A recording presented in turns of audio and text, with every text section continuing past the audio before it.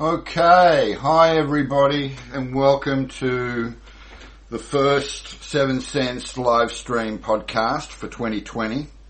I hope you all had an incredibly, beautifully engaging and warm and fuzzy new year, and welcome to what I consider to be one of the most auspicious new year transits and human experiences that we could ever possibly be geared up to get into. And as the title states on today's podcast, who controls the game? 2020 mirrors the Dark Crystal Awakening. So I'm hoping that a number of you have had an opportunity to experience the new Netflix, the Dark Crystal, the Resistance. And it's ultimately a precursor to the 1973 film of the same name, and it really is an incredibly accurate reflection of where things were in 2019 and where we're no longer represented within the conscious expansion that is already taking place in 2020. So let's just kind of draw things into what I consider to be a fairly sort of rigid conscious focus. At the moment here in Australia, that is, we've got obviously Melbourne and Sydney and Brisbane and Adelaide in South Australia. We have approximately 130 plus fires at the most intense level, burning somewhat out of control. And this is very much reflective of, a kind of a wake-up call that we're having here very much in the southern hemisphere, while in the northern hemisphere, where basically my guests Cory and Greg hail from, we have an incredible breakdown of the geopolitical system with what's taken place in Iran and the murder and the avoidance of responsibility and agenda for the impeachment of President Trump.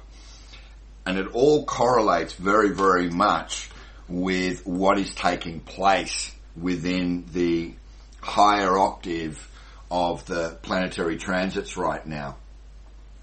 So when I say who controls the game and can you take your power back, bring it into a kind of a conscious focus where Sun is in Capricorn, the Moon is in Aries, and mutable Mars is just about to enter Sagittarius.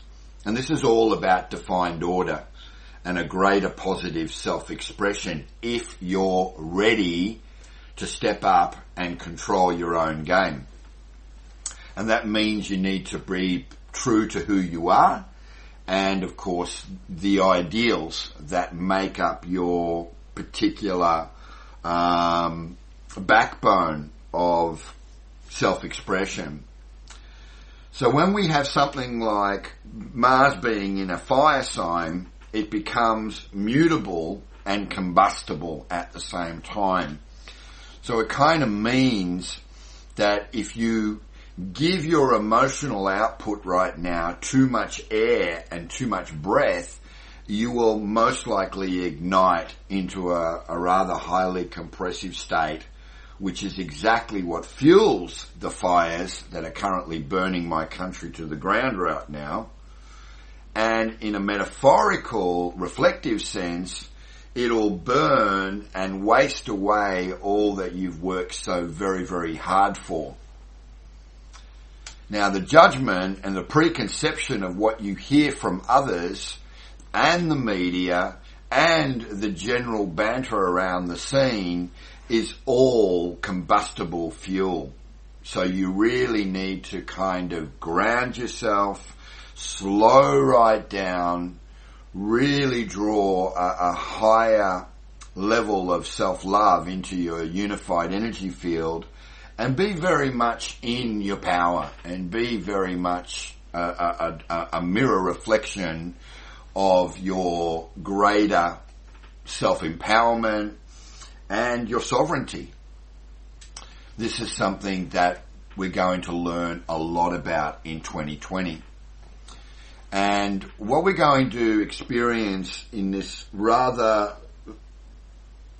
detailed and yet simply spoken broadcast of different event streams that are happening in people's lives, we're going to hear from a number of individuals. And the first individual that will be speaking in a pre-recorded sense, but will join us in future podcasts, is a twice PhD astrophysicist, a quantum physicist, based over in Oregon in the US by the name of Greg Delapo. Greg is an incredible musician.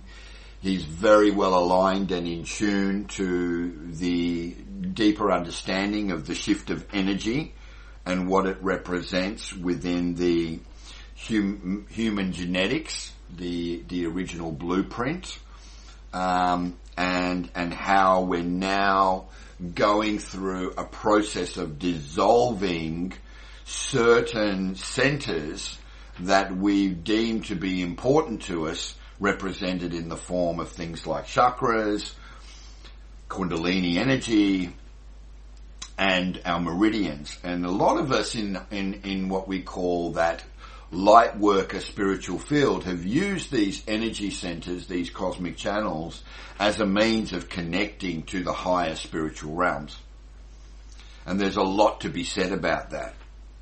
Because if we're in a constant state of trying to connect with something that's already very inherent within our own intrinsic goodness and our own higher sense of self-expression, we shouldn't really need to continue to go round and round and round the same circle in the hope that we're going to consolidate and or intensify this desperate need to find the answers in these particular connections. So I'm very excited about being able to present that very soon.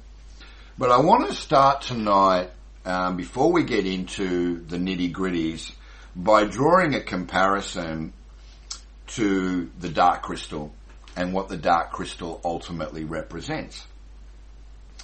And essentially, the wider meta-language, if you like, the metaphorical reflection, the metaform that the characters, in this case we have the Skeksis, we have the Gelflings, and they're all part of a larger construct known as Thra. That language is being very much represented in the whole kind of subjugation of humanity as we know it today. So here's a little background before we get into making these very accurate comparisons, and where we'll allow a number of kind of overviews and insights to bring into a tighter focus, if you like, of how the different fantasy films, fantasy series, the visions of these particular directors, draw us into a much more synchronistic kind of world, all-encompassing world that we can ultimately express ourselves and experience. So the Skeksis are also known as Lords of the Crystal, or the Regents of Thra. They were a reptilian, bird-like race that ruled over Thra throughout the Age of Division. They originated during Thra's second great conjunction, when the fallen Ursex attempted to purify themselves through the heat of the three suns shining on the crystal. The crystal is essentially the embodiment of all knowledge, that is, the kind of larger quantum field in which all existence and creation stems from. So instead of being cleansed of their darker natures, each Ushek was split into two beings, the Skeksis and the Uru, with the Skeksis being the embodiment of the violent, materialistic side of the Usheks. So you can kind of liken them, if you like, to the elitists, the Kabbalists, the control agenda. With every control agenda comes a certain amount of distorted responsibility. So that's what they ultimately represented, that more violent, materialistic side of that kind of societal breakdown on a much larger kind of scale. And then we have what are known as the Gelflings, which is essentially the evolving humanity. And this sort of kind of brainwashed, if you like, conditioned, draw them into a certain sort of subservient role and somewhat under a void or a veil of amnesia that keeps them very much separated from the truth, that they're all sovereign beings and they all have their place and they're all basically part of a larger journey to discover their potential, which is being suppressed by the Skeksis. So despite the separation, there is still, or was, a spiritual link between each Skeksis and the Uru counterparts, and a constant reminder that they were only halves of the same being. So let me say right now that two halves of anything don't make a whole, right? Two separated halves of one emotional plane with another emotional plane isn't going to create a complete picture of what that really represents. So we get to a particular point that they are essentially mirror counterparts of each other that have been fragmented, if you like, fractalized into a more separated state of consciousness on this particular planetary, all-encompassing kind of world known as Thra. So posing as benevolent caretakers of the crystal, using the crystal as the means, just like people use the different sacred texts and the scriptures, if you like, as a means of being able to control the population.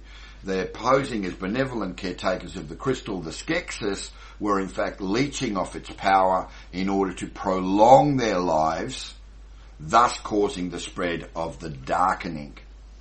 And during their 1,000 trine rule, the Skeksis formed the alliance of the crystal with the Gelflings, keeping the Gelflings divided and subservient, a species that resisted their governance, such as the Gruanax and the Arathim, were either eradicated or evicted from their land. So this is not dissimilar to the displacement of indigenous cultures from, the wider sort of landscape of Earth. So for so long, we've had these metaforms staring us in the face, being direct mirrors and very synchronistic representations of where we stand in the current scheme of our own conscious evolution on planet Earth. And I find that this is a really, really good way to get into this discussion, particularly about energy. So what we have now is, by taking the very essence, the life force of the Gelflings, right, and consuming it, the Skeksis were able to prolong their control agenda on the planet, while the Gelflings were drawn into a very subservient role. They had to present what are known as tithes and tributes in order to maintain a certain equilibrium, if you like, a certain balance within their particular existence, their coexistence with the Skeksis. And that's very, very much reminiscent of how we've had to ultimately work under the governance of certain dogmatic principles and or, religions and other types of control agendas which immediately trigger within our emotional state this kind of need to point our finger and blame and feel guilt and feel shame, which obviously then promotes the fight or flight, which has us constantly reaching for the survival button. Well, guess what?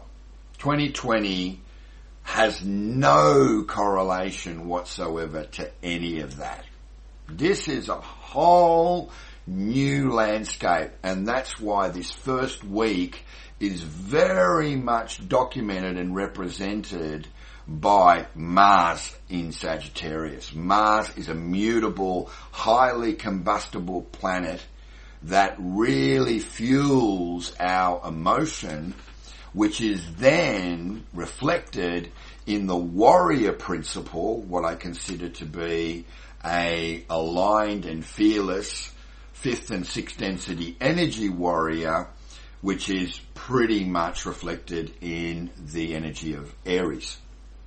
The Aries and Mars are predominantly working very closely together at the moment to enter this incredible expansive expression that is Sagittarius.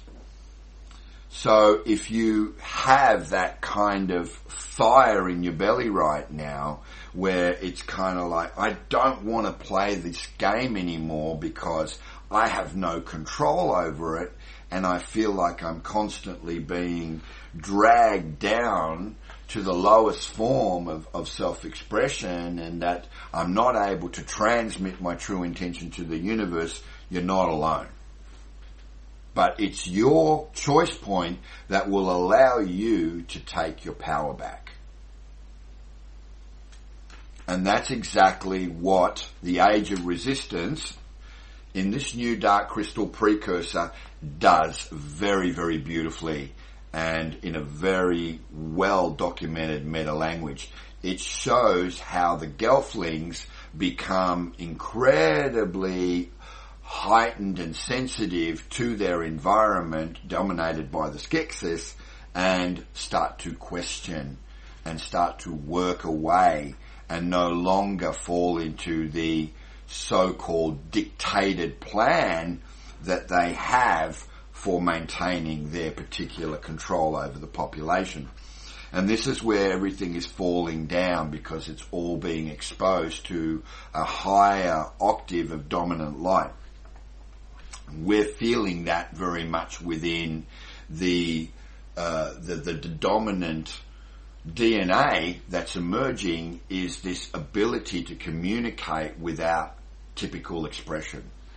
That is using words and phrases and meaning and definition. Many of us are able to communicate by using the seventh sense, that is a telepathic, line of electrical charge within our energy field, so that we don't necessarily confuse the issue when we're speaking at a much more integrated and or accelerated rate of self-perception.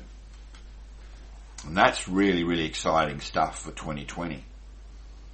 So breaking it down to simple kind of understanding, the Skeksis represent controlled agenda. The Gelfling are the loyal subjects that no longer want to play the game, right? They want to take their power back, so they're no longer going to agree to give tokens and ties in order to maintain and sustain their quality of life. And Thra, the kind of what they're all warring over, right, their environment, is becoming this incredible eternal revolving doorway. A portal, if you like, to a greater expansive stargate. And I think that's an incredible quantum leap when understanding the higher kind of framework and the matrix, the new matrix that's developing on the Earth grid within the cosmos. So I think everybody to some degree is getting to a particular point in their own lives where they're recognizing this taking place within themselves. And when you watch certain things, and we'll talk about, these meta worlds created by Star Wars and this recent, last saga chapter is kind of like completing the cycle, and what we had with Harry Potter and what we've had with Lord of the Rings and the Hobbits and now the Dark Crystal and, and Rick and Morty, and all of these things are reflections about who it is that we're becoming, right? We're becoming a true and a higher reflection of our basic conscious expansion in more ways than we could possibly imagine. So I'm going to throw it over to Greg before we get the other guys online, and have a listen to what Greg is stating and expressing, because it does fall very much in line with what I've presented so far in trying to draw the mirror, the reflective mirror of self through the wider expanse of experience that's happening to us across the globe right now. This is January 3rd, 2020. This is Greg Delapaye. I'm recording this in Hillsboro, Oregon on the 3rd of January. It is a pretty quiet night here. The weather people are saying that there is a storm coming in and that it will be arriving around 8 o'clock.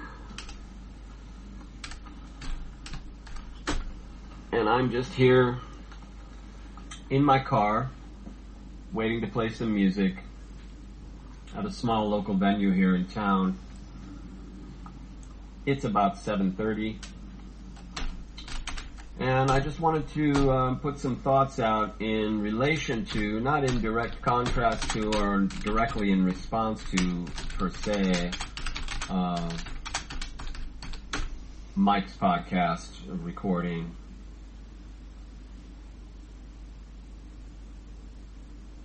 But basically I just wanted to talk about energy in relation to what Mike was saying about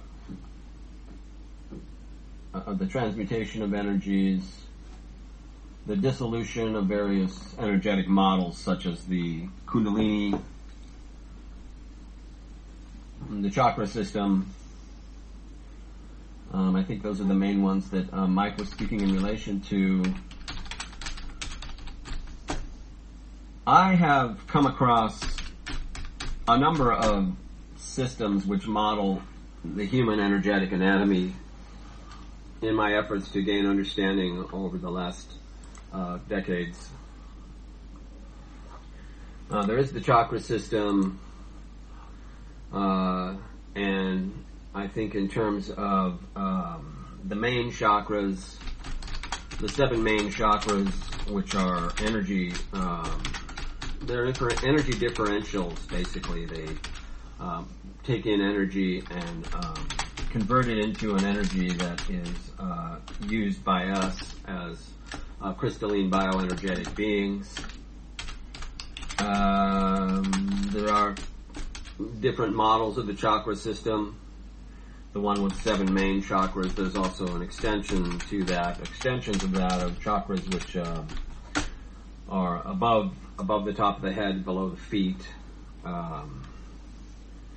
And then, of course, something to the tune of 80,000 different energy chakras throughout the body, which take in energy and step it up or step it down, whatever the case may be, for use by the human energetic system. And it's I think it's useful to consider the possibility, which to many of us is just a theory at this point, that a good example is the sun.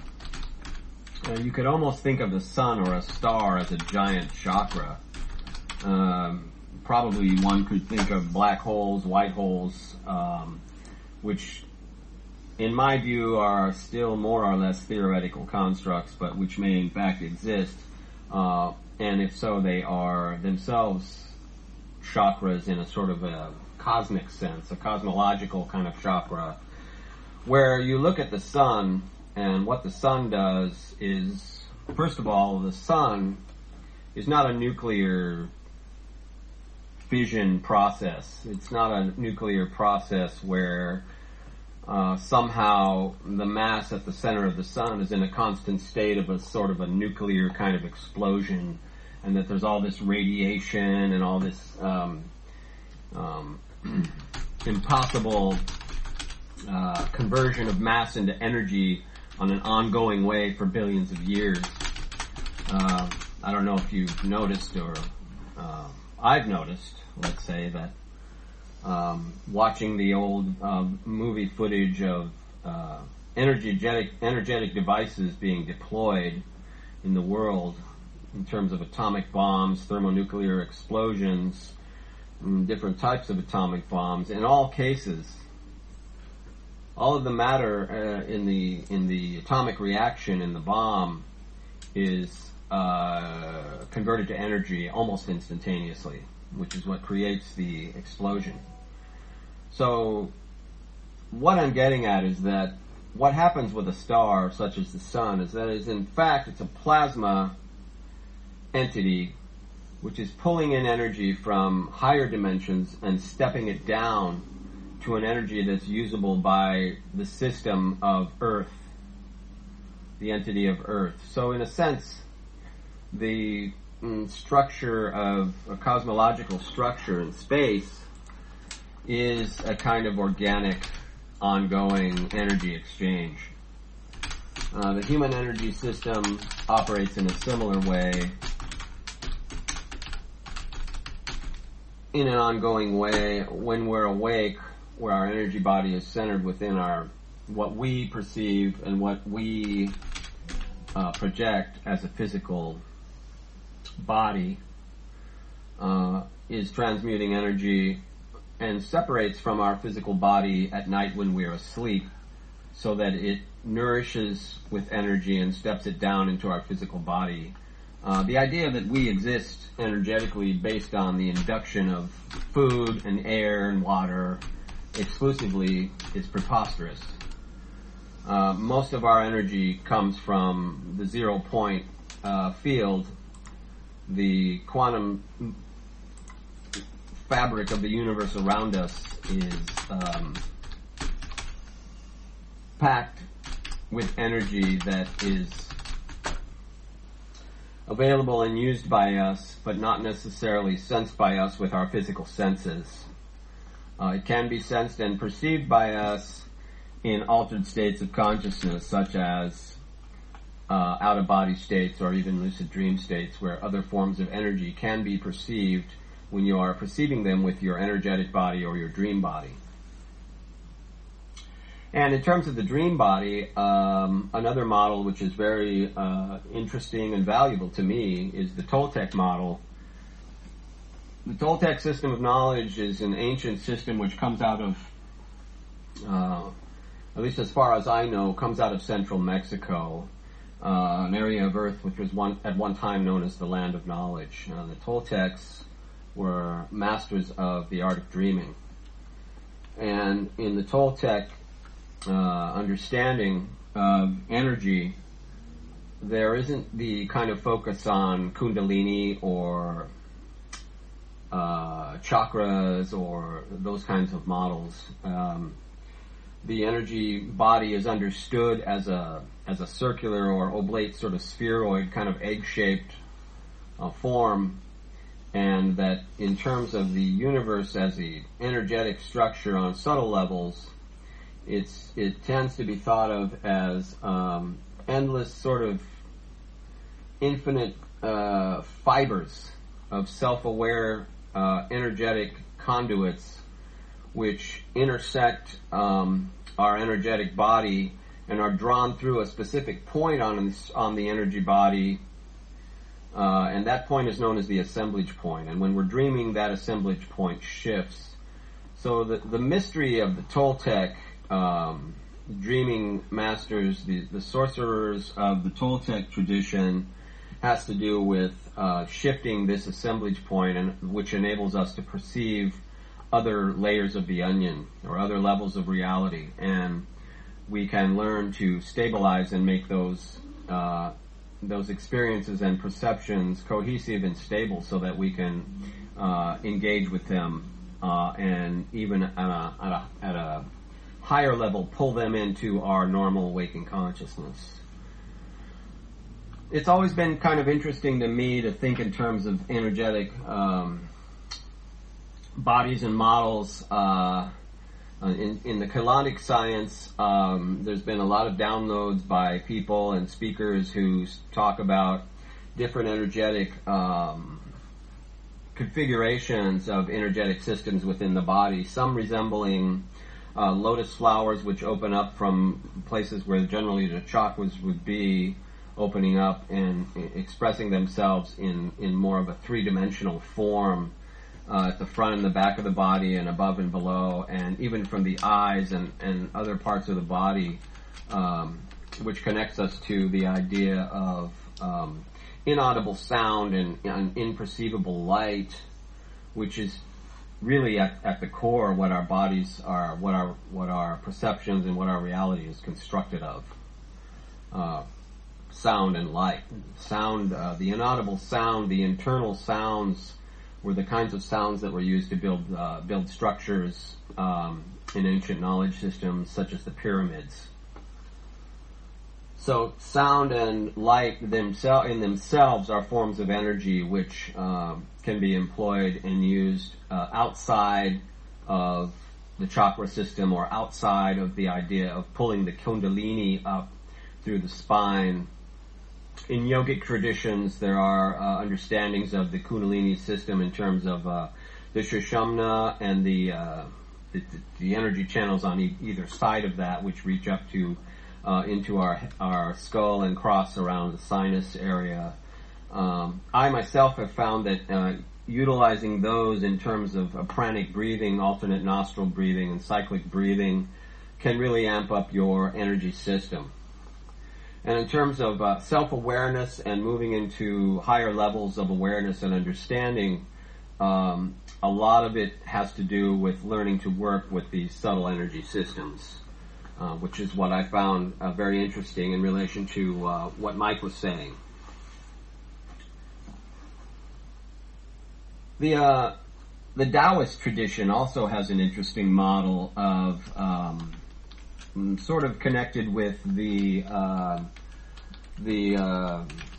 acupuncture systems, the Chinese systems of energy. There are orbits inside the body of energy in the Taoist tradition, and in people who are engaged in Qigong practices and things such as that, where the orbits move in more or less a circular manner in different parts of the body, the lower abdomen, the torso, and then up through the higher levels up into the head. And these are orbits of energy that are also worked with and used to generate movements of energy. And it is true that we have an energetic anatomy that once an awareness and an ability to work with that energy is developed, it can be felt and even seen at a conscious level.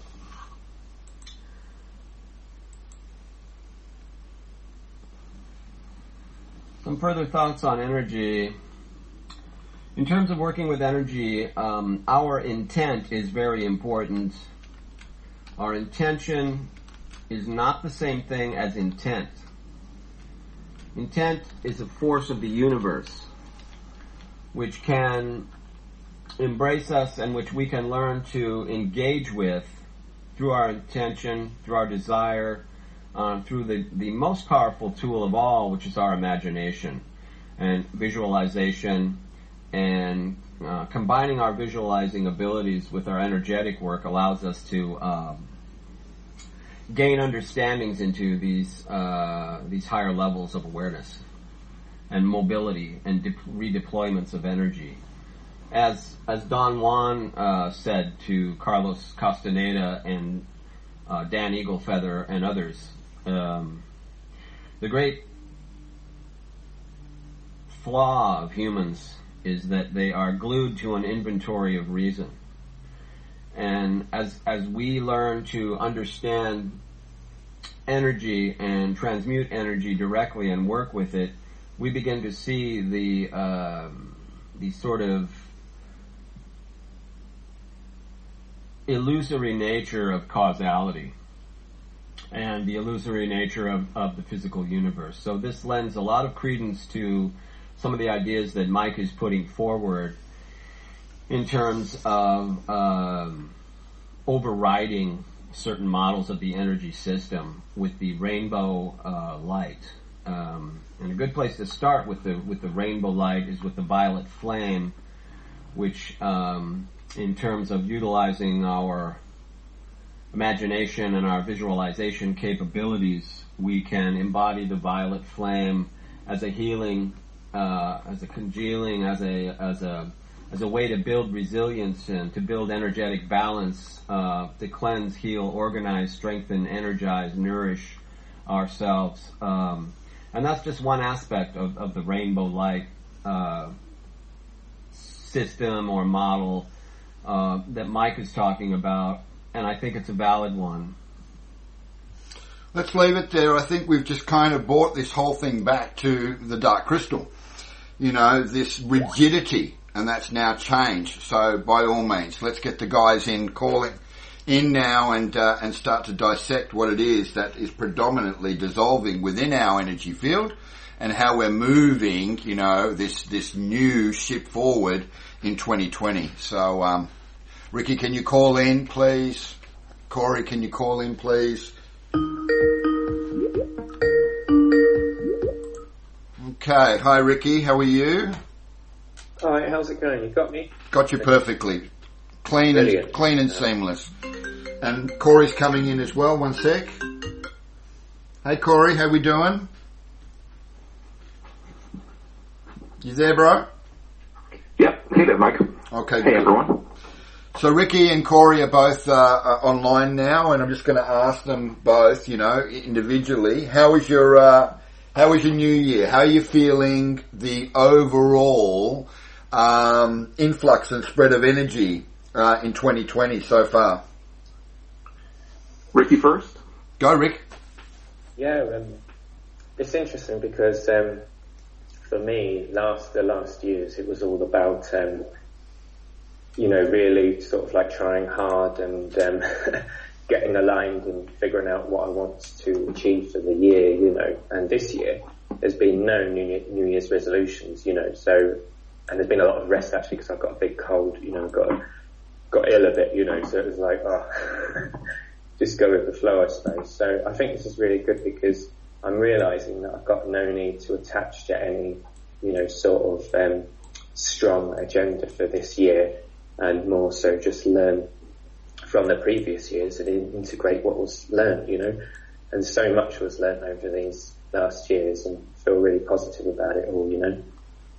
So it's more about being open to the call for what life needs in any moment this year, you know. So there's not been this hyper sort of heightened energy for me. Okay. And I know, you know, usually it is for people with the new year. It's like, wow, I'm going to do this. And last year it was like that, you know, first month was like that for me. And it sort of petered out after a while, you know, I didn't keep that high buzz sort of going, you know. And I find it very interesting that I'm not feeling that this year. So, and I think that's all right. I'm just where I'm at sort of thing. And maybe it's going to be stable through the year. Okay. So at the moment, just so people are aware, you finally returned from Spain to England, and you've been in Glastonbury for about 5 or 6 days, I think. And now I'm assuming you've made it back to your original exit point.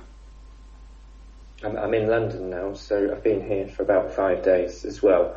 So Glastonbury is very interesting. You know, the energy there is always inspiring, and yeah, I'm back in London, and it's interesting because it feels very stagnant and stuck. You know, the energy here, but it's our responsibility within ourselves to try and, you know, internally generate our energy within, which I really love what Greg was saying before, you know, because so much of that was showing me that, you know, it's not necessarily where we are. We just need to do the best we can in whatever situation we're in. So it's a challenge, yeah, to be within London and try and stay in an aware state, you know. That's okay. That's okay. We'll talk about the Greg situation in a moment. Cory, what about you, 2020, please? Wow, it's kind of off like a shot, huh? I stay focused a lot on the big picture to a lot of this. One of my deals is sort of connecting these ideas of the self and the nature of the universe to big-time macro, geopolitical, and other structures, basically. A lot having to do with geographically where I am, right here in the middle of the biggest military base on the planet. Kind of the seat of America's military power, and obviously within the last couple of weeks, things are very much in a very dramatic flux. So tying these kind of ideas together is really turning out to be quite the adventure this week. It's a lot of energy, obviously. And I feel like the things that have been happening to me over the last couple of years have sort of all been leading up to this. Yeah. And I think even in our conversations, it's like, okay, here we go over the last couple of weeks. And within the last few days, it's like, well, you said, here we go, and here we go. Well, I got to say that, you know, this is essentially already recognizing, both of you and within me as well, that there is a really, really apparent and a very obvious change in the physiology. And that is represented very much in the synchronicity that we're all feeling.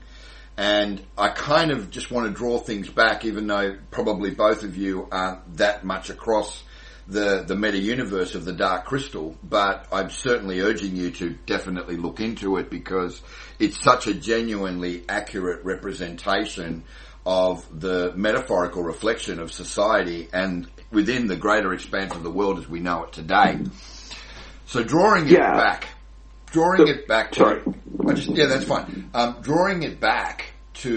the great flaw that Greg was alluding to, which is where I think we should have our conversation, is this incredible rigidity, this construct, these defined parameters and boundaries that most of us have been living by this rule book. What are our thoughts about that predominantly? So I had a lot of thoughts about what you're talking about. I actually know a lot about the Dark Crystal, even though I haven't seen it yet, because I've been tracking a lot of these somewhat popular pop culture explorations of these various ideas. Several people I've been talking to have been watching the Dark Crystal, and knowing the things that I have been watching, they've all said, oh, you've got to watch the Dark Crystal. So I kind of know what's going on, even though I haven't seen it. Okay. One of the things that really struck me when I was listening to what you were talking about is the importance of a particular kind of balance. And this actually ties into what's going on geopolitically very closely right now. I think one thing that a lot of people tend to miss is this polarization in terms of the collective all and the need for a hierarchical structure. Yep. And I think what happens is the chaos leads to this need for order, and we swing back and forth between these extremes where a particular order will form, and the power structure within that given order will continue to amplify until it reaches a period where we get to a kind of fascist control system. And that's typical through history. What we've been talking about for a long time is this sort of interconnectivity of our entire planet, and these old power systems struggling to maintain power, but it's not as easy as saying the hierarchical system that we have is 100% bad. As a matter of fact, it's probably more good than bad, even though it's hard to see, but it's the problems within the structure which are leading to more and more disarray, more and more unhappiness, and will lead to a kind of destruction. And I think there's a real need for us to, rather than just say, we're going to topple this structure, to understand the good aspects of the control system, and at the same time say this needs to change, and change fairly quickly, because we're kind of coming to a point of massive chaos. I think the thing that is the most important to understand is that there are different, you have the Gelflings and the Skeksis. It's not that Gelflings equal all good and Skeksis equals all bad. Mm-hmm. It's that there are those who need a kind of structure so that they can do the kind of unstructured things that they do in their life. It's when the structure becomes more concerned with the maintenance of their own success and the structure itself, rather than giving the value to those who have a more holistic, organic, chaotic existence. And that's really what we're seeing. Like, so to sort of like translate this into real life, you have, your kind of artist class or thinkers class, and then you have the people who are the governance class. Yep. And the governance develops over time, having to do with the development of culture as time marches on. Things change. Everything is always in flux, and change happens in all directions. And if we just sort of said all change is good, then we devolve into nothing but essentially chaos in every direction. So it's the idea of sort of constantly evaluating the nature of the structure that we're within without allowing one force to become too dominant. Now, what we're facing as a planet right now is a bunch of separate hierarchies in terms of our geopolitical organizations and our cultural organizations, all struggling to find a new global structure in terms of the very, in geographical and human terms, new innovations of instant geopolitical and social connection across the entire planet. And I live in perhaps the biggest structure of the close to the top of the biggest pyramid, as it were. Yeah. Yet my personal orientation is one of the sort of like collective, free-thinking, artistic, and it's been a struggle over the course of my lifetime to sort of balance these things. And one of the frustrations for me is that it is not, parity is an asymmetric balance. And what we're facing right now is this discussion of how to move to a new structure without destroying us all. And I think that's the important thing here, is to understand that all of these, whether we're discussing the nature of humanity, connecting quantum mechanics to Kundalini energy, to the dark crystal, is part of the process of learning to speak a new shared language about these things. Yeah. So that when we kind of band together to go to, jumping to Tolkien, we're going to Mordor to sort of destroy Sauron, which needs to happen. Yep.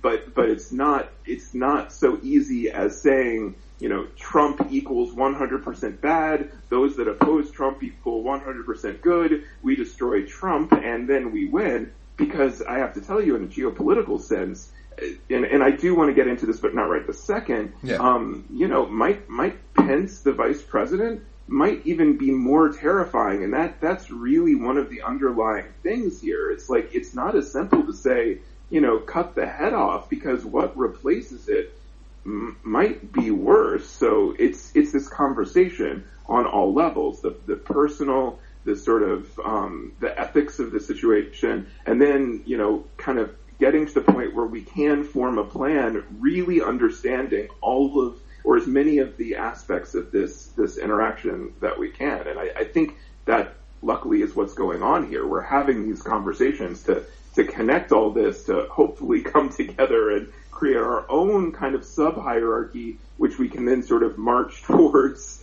the sort of the Mordor of the situation, if you will. Yeah. Well, again, I mean, very sort of illuminated insights based on personal experience, presented here.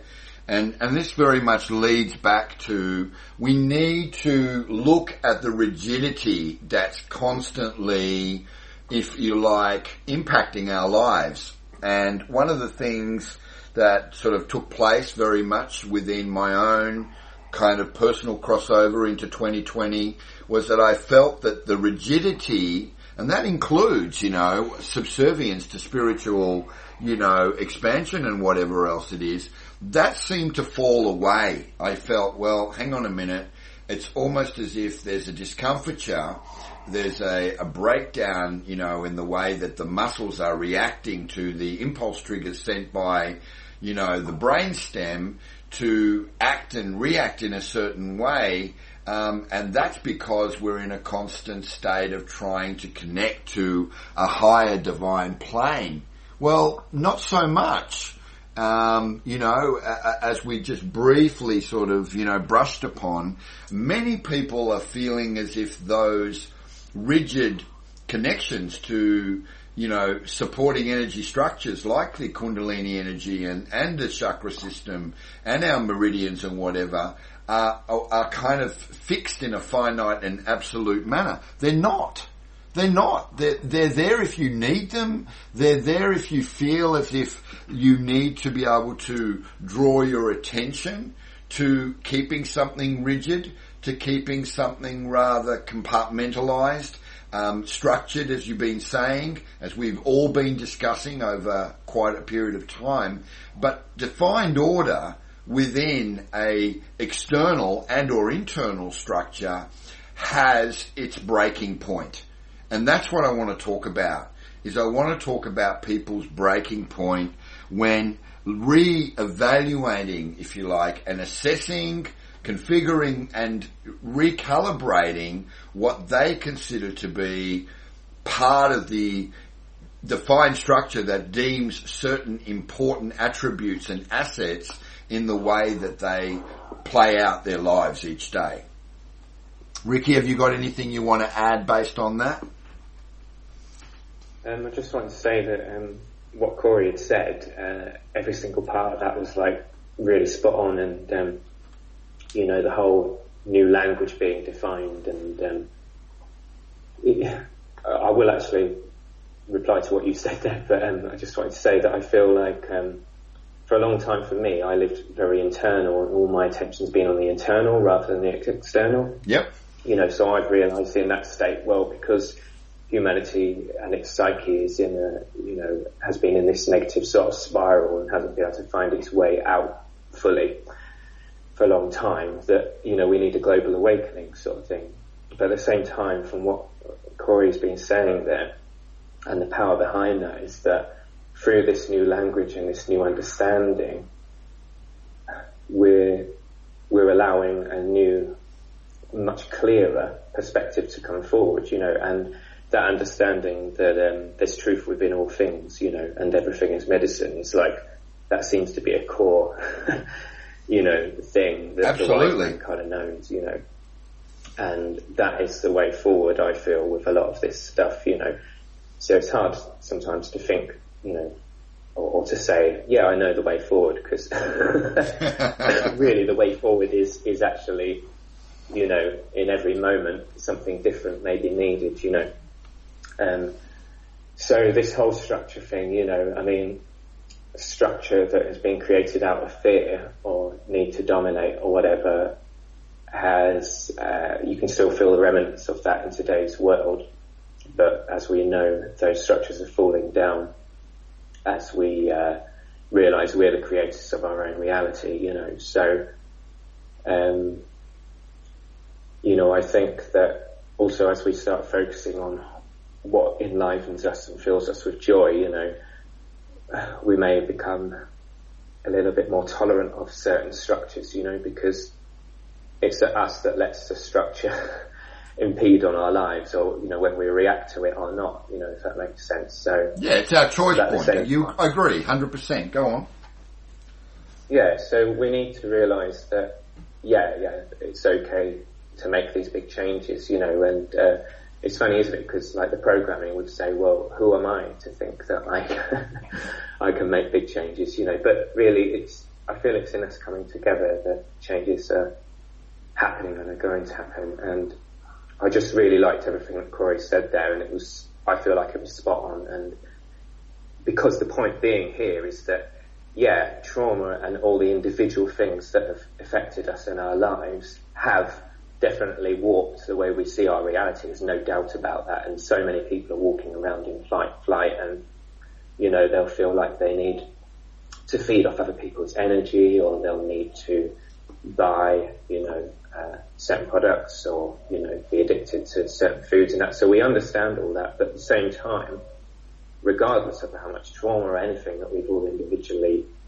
experienced, it is understanding and having a deeper understanding once we are educated, you know, that we can really forge forward and make these changes. So that's what I got from what Cory said there, and from what Greg was saying. You know, there was a deeper understanding there, you know, about the way we use our energy, and in the future we won't be needing to draw energy from external sources as much, because we'll be generating our own chi and our own energy, you know, within. So it's interesting, it's, you know, working within and the external at the same time, and both are mirrored, obviously. They're all part of the same structure. The way we perceive it depends on our particular level of experience. What are we experiencing? You know, what are we attaching to, and why are we attaching to it? So, yeah, understand completely that it really gets down to our choice point at the end of the day. Cory, can you sort of like elaborate a little further on this rigidity that is starting to break down the old paradigms, that is starting to crumble the old systems? Sure. It's interesting. You know, I want to move into a very sort of real world discussion, but I understand, you know, as far as audiences go, this itself is somewhat polarizing. I think a lot of people turn to podcasts like yours to sort of escape the echo chamber of the frustrating discussions of politics. So this is sort of a disclaimer to sort of say this is part of moving into this new conversation. Yep. It's learning that you can't just sort of shut that down and then just swing over to the other side, and here you kind of decided, okay, these structures are bad, they're all evil, and now I'm going to, you know, talk about my self-awakening, and we're not going to talk about that. So we're not going to talk about Judy. I'm treading these very, very dangerous lines here, and I just want to kind of give another disclaimer. It's that I live inside a paradox. And the paradox that I live inside of is everything is relative. That there is this relationship to, you know, Einstein's relativity in absolutely every conversation we have, because when you're talking to a particular audience, everyone has their point of view, and we are already part of a similar community. And one of my particular goals is to move between very, very different communities and bring these conversations together. I'm trying to move into a place of actively doing that. That's what I'm doing in this moment.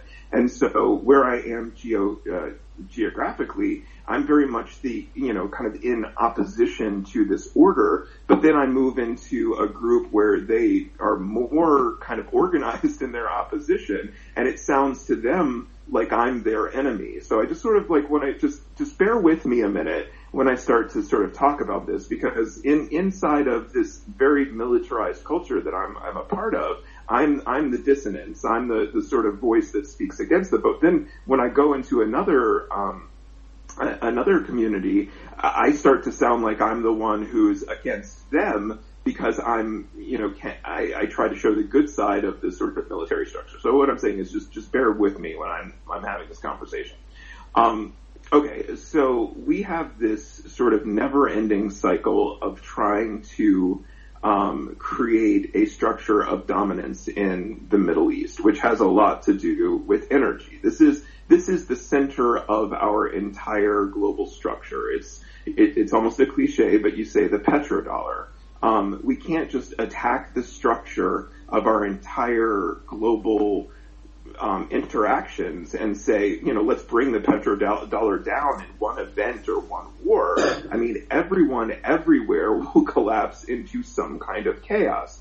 I think you can make an argument that we need, some kind of destruction, but if you do it without enough laser-like precision focus, we may never come out of it. Like because it is so complicated, it is this sort of like global dominoes type situation. And at the end of the day, we can breathe and take a step back and say we only live in the situations that our ancestors handed us. Eventually, there are people who are alive today, and there are people in charge who have blood on their hands and that need to be dealt with.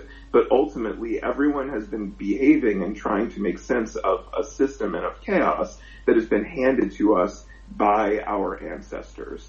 And so everyone kind of gets a bit of a reprieve in terms of that, and it's important to really acknowledge that when we're trying to parse something that's very, very difficult to have a conversation out of. That's not to excuse any bad behavior, but just something that we all need to acknowledge. When it comes specifically to the Middle East, it is the discovery of oil, right? That's really what this comes down to. We have society is always energy based, okay? No matter, energy is everything, right? Like energy is life at the very core of absolutely everything. Everything is energy. We are born as an energy deficit to the universe. We come in requiring energy to function, and that comes to us in different ways. It comes from the chemical breakdown of proteins from plants and animals. It comes from building shelter and maintaining our life force when we shield ourselves from entropy. And the energy feeds into the lumber and the materials that we construct our houses with. It comes in the form of labor that we build our houses with. All of this is the regulation of energy. And currency, money, is the way that we basically have structure in our universe. That's why everyone is, that there is this drive and this connection between power and money. So when we talk about the petrodollar, it is the ultimate refinement of the drive of our species. And that thing is never going to change. We may move away from oil and fossil fuels as our primary source of energy, but ultimately, really, going back far enough, all of that energy, the fossil fuels comes from originally energy we get from the sun. And that's why I love that the conversation that you had on earlier goes back to that solar energy, because we have to understand this interdimensional energy that is focused through the sun is what creates the energy that we consume on this planet by way of photosynthesis in terms of plant life and by way of organic life. The organic life started by eating that plant life and then chemically changed that into their life energy. Yep. Then organic matter decayed and over time became oil. We originally were like, oil came from dinosaurs, but there's no way this volume of oil came from dinosaurs. No. Now we understand that it came from the decay of different kinds of organic matter over millions of years. So our planet has been storing organic energy as fossil fuels for millions of years. And what humans do is that, and all creatures, we mine different forms of energy that we find to basically create the structure of our lives on every different level. Whether it's the wood in our houses, that's stored energy, photosynthesis and carbon come together to create wood, which itself decays. And then we give it a value. This is currency. And because we developed in all of these different, not connected, all humans are connected through DNA to our original ancestors, but not instantaneously connected. It's connected through a long line of descent. So when we moved out of, Africa or wherever the human species evolved from, we created all of these different clusters, and every different culture created its own governance. But ultimately, at the end of the day, all of those methods of governance are about how we regulate our energy flow into those cultures. So I think I've actually done maybe a more succinct job than I've ever done of sort of explaining that relationship. So when we talk about the petrodollar, there's nothing inherently wrong with the desire to create a structure based on currency and energy, because that's what we always do. Even you look in maybe you can find an example of some native culture that didn't have energy, like a barter-based thing. Well, you still had tribal elders who effectively were voting. Those votes are currency. That's regulation of energy. So it's important, first of all, not to demonize that, just inherently by itself. Now, the way that we selfishly divide it up, well, that's a different story. So we look at the Middle East as the kind of center point of the control of energy of this planet. People like to talk about the United States being kind of the dominant force, but if we're truly honest, if we step back from all of this, actually the most powerful country on the planet is actually Saudi Arabia. And the stock market, which again is not inherently good or bad. It's a way to, what the stock market does is it combines energy with information. At the end of the day, we look to a market in our current system, and that's not to say this is the perfect system or the system we should have, but it's the system we currently are in.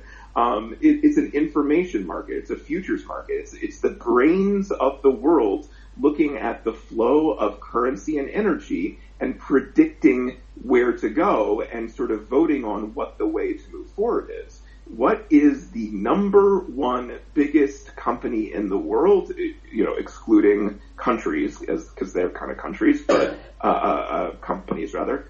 It is Saudi Aramco. It's second only to like your Apples of the world. I'm sorry, the Apples of the world are second only to Saudi Aramco, because it is still the central point of the flow of energy into currency on the planet.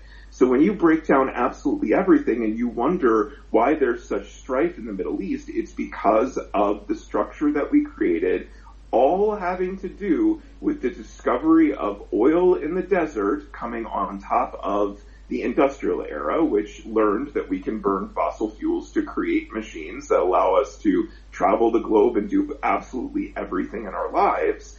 And it was the discovery of oil in the early 20th century in Saudi Arabia that put us in the situation we're in. The people who discovered oil and started to divide up the Middle East into power structures are all dead. So the point is, we are here ultimately because of a bunch of people who are no longer around. Yep. Now I'm going to take a breather for a second and say, are you still with me, guys? Do you have any comments before I kind of launch into where we're at today? Well, I think that there's a lot of validity in what you've been able to express there, because it's still very much part of the logical and a rational kind of outlook, and very much representative of, again, a collapsing system that doesn't necessarily support itself anymore. So we're kind of like redefining that landscape, and it still gets down to, constructs and structures and how they're perceived and how they ultimately play out in any given moment in time. Yep. Okay, good. All right. So we can, you and I can immediately agree that the structure that we have is bad, right? That's not even, at this point we know this. But there is no alternative on the table right now, nor has there been. No one has presented a global system of governance that seems like it will make sense. And I think you can kind of drill down and find people who are like, yeah, well, we've talked about cryptocurrency and we've written, but building a system of governance for the entire planet revolves around, one, coming up with a way of linking all of this stuff together, and two, writing a transition plan from our current system to a new system. And it's basically infinitely complex now, because you're dealing with so much tribalism, so many different, moral opinions. And I think that, we who are having this podcast right now are foot soldiers in this war, because we're taking an asymmetric approach. We are sort of recognizing that the path to combining and creating a new structure, there is a first step, and that is creating a shared language when it comes to how to talk about various things. And there's so many major concepts to sort of bridge and ideas to bridge. But one of the major ideas to bridge is basically philosophy or religion. And I think really when you strip it down, the thing that you and I and Riki are doing here is we're talking about redistribution or appreciation of energy in the universe and coming up with, combining our existing languages into a kind of shared language about that. So there are different teams, if you will, working on this on different levels, and that's one of the things that I'm doing, and in a very meta sense. The other is sort of connecting this to sort of the geopolitical and media discussion of this. But okay, so we have that aspect of doing things. We're going to have to literally write a blueprint for a new structure, which seems impossible, and then, even more impossibly, we're going to have to write a plan to get from point A to point B. Now, there are already people who are doing this, and, they're the ones who have the dominant energy and the dominant control over the current system. And the United States military is, basically the partner of the person, of those who have control of the spigots. Now, again, infinite complexity with, domestic generation of energy, new energy technology. But in a way, the United States has shown themselves to be a valid competitor in that. But getting back to the sort of Middle East, this is the flashpoint, because what's happened is once that oil was discovered, we basically used the disarray of the different the tribalism, and a lot of this comes down to, just to put a fine point on it, the disconnect between the Shia and the Sunni within Islam, because Islam is a system that connects government to religion, which, by the way, so does Judaism. And so when you look at the kind of the hot points in the Middle East, it's Israel and it's Saudi Arabia. And then you're looking at the divide between the Shia and Sunni, which is why Iran is so big, because they're perhaps the seat of power when it comes to Shia Islam. And so right now you could just stop with everything I just said and say, my God, this is impossible. How in the world do we bridge these divides and even have this conversation? But, at the end of this week, we have to kind of move this into high gear and say, it's time for us to sort of, swallow this kind of complexity down and say it's time for those who, are kind of out there and having this sort of we are all one connection to really appreciate that some of us are going to have to start bridging these conversations, because this is a really complex situation we find us in. And I alluded to this before, but it's like, Mike, you and I just kind of had a very brief conversation before the podcast, and you're like, well, Trump is doing this in the middle of the the impeachment process to draw attention. And there is a lot of validity to that. That is true, but it is not the entire situation. It's chess. But here's the thing. It is always chess. It is always, always, always chess. It is always a battle of ideologies and political moves. And basically, we were already backed into a corner. That's what we have to understand. If we blow this up right now and just say we're going to cut the head off the snake, which, there's definitely part of me that wants to do, what we have is we have Mike Pence. And really, you can say that Mike Pence is the reason that we have Donald Trump, because, in the other room for me and is my mother and stepfather, who are, in a way, very much hypnotized and they become part of the Fox News doctrine and dogma. But in a way, it's a win-win situation for them. The impeachment is a win-win situation for them, because if Trump is impeached, they get President Pence. Well, Trump is not, he's dumb in a lot of ways, but he's also savvy in certain ways. And the choice of Mike Pence as vice president basically gave him, it was a win-win situation for him, because on the one side, he gets this sort of unwavering support from people like my mother and stepfather, but by the same token, there are people in Washington who realize having a Mike Pence presidency is even more kind of disastrous in a global sense. And here's the thing, Trump just played a chess move. At this point, we need to breathe and take a step back and understand we are playing a game of chess, and he just played a very good move. Like, I'm not saying that, you know, you have to give him, like, to respect him necessarily for it or give him support for it, but you have to recognize that he just did that. Because at the same time, he created more global instability, and he also put himself in a situation whereas if you do remove him, you've got a guy who's even less savvy and more likely to essentially drag us toward actual Armageddon, because that's what they believe, in a way, subconsciously want. They have no reason to try to avoid a particular kind of complete annihilation of our species because they actually want it. Now here's the weird thing, it's like, well, maybe they're right. Maybe if the entire species, because we kind of believe this at the end of the day, right? We believe that we're, you know, kind of all one in energy, and that, you know, when we cease to exist, we become part of this greater pool of energy. So we kind of have this weirdly harmonic view of heaven and the afterlife that they do, but theirs is more, you know, and this is a very polarizing way to say it, but theirs is kind of this very, in my opinion, kind of cartoony way of looking at things. And they think they're going to take their current consciousness, the way that it currently exists, and go live in this construct where, you know, they get to see their parents and hang out in these palaces and not have to worry about the cares of the world anymore. And, you know, for all I know, that is how it works, but I don't think so necessarily right at this moment.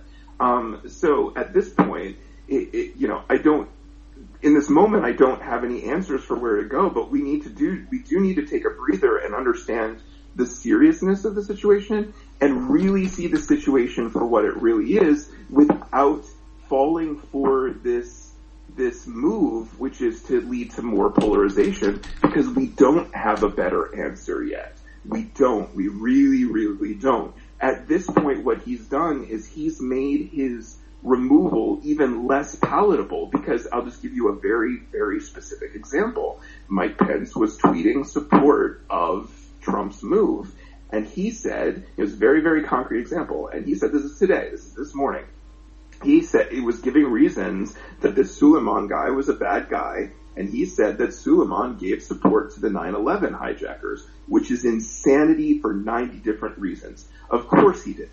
That 9/11 was very much a Sunni, you know, the funding almost certainly came from Saudi Arabia. Saudi Arabia and Iran are enemies. There is 0% chance that a Sunni Osama bin Laden Saudi Arabian plan of 9/11 had anything whatsoever to do with Iran, what a Shia country whatsoever. But here's this guy, you want to make this guy the president, who's going out there posting that, you know, it's this guy who gave support to the 9/11 hijackers. It's what we need to be doing right now is a very rapid coming up to speed for as many people who can follow. And that's what I'm doing in this moment, talking to you. And, you know, when I get off the podcast today, I'm going to be, you know, starting to put together a video that tries to explain the real situation, because it's not left versus right at this point. It's just understanding what the situation is, that we are even more in danger than you can possibly imagine, because there are no good answers. What we need to do is diffuse this situation so that we can move into some sort of new kind of understanding and leadership when we get to, you know, the end of the year. At this point, I kind of think there's a chance that Trump just played a chess move, meaning that he, you know, as much as I wanted him to be impeached last week, I'm like, well, you know, pick your poison for the remainder of 2000 or for 2020.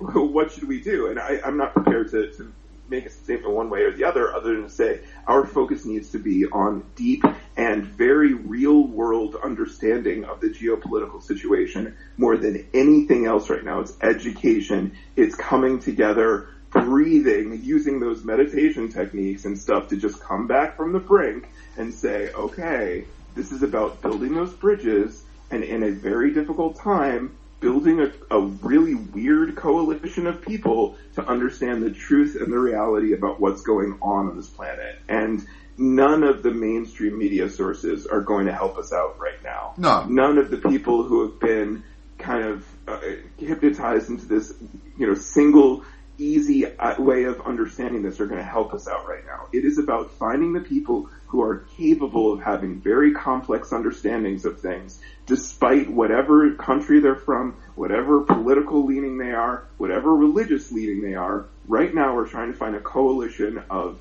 deep thinkers who can take a step back, come together, and discuss the reality of the situation we're in, and then looking forward to a future of peace and coming together, but understanding before we get there, we are now in an ideological hot war, an information hot war. We are already in something you might call World War III, but it doesn't matter. The troop movements are going to follow the sort of discussion. And it's just to be like, okay, we're in this war. What do we do now? We are already past the point where we have come back to the height of the Cold War. We're past that point, I think, especially considering the complexity of the situation and people's inability to get it. All right, I'm done rambling. Go ahead, pivot back to where you were in the Dark Crystal. Look, at the end of the day, Cory, at the end of the day, man, we want to let you go because that's important. You know, it works in a cross-cultural capacity for you right now. But do you see how what you just said actually correlates with the title, the intention presented in the podcast? Who controls the game? Right? Yeah. 2020 mirrors. We are trying to, and I, don't get me wrong, I am part of a, disorganized team that is trying to take control of the game very asymmetrically by trying to push through an idea of a discussion above all else and breaking through the barriers of the existing media structure. The enemy is ourselves, all of ourselves, but our tribalization and our inability to communicate important things at times like this. So, absolutely. And just as you feel that way about, your outlook within your cultural crossover at the moment with what's happening in your own backyard, I feel the very same way, and Ricky's going to bring his particular viewpoint forward. I feel that the spirituality and the defined structure that's been built around spirituality, that delusion has now come full circle.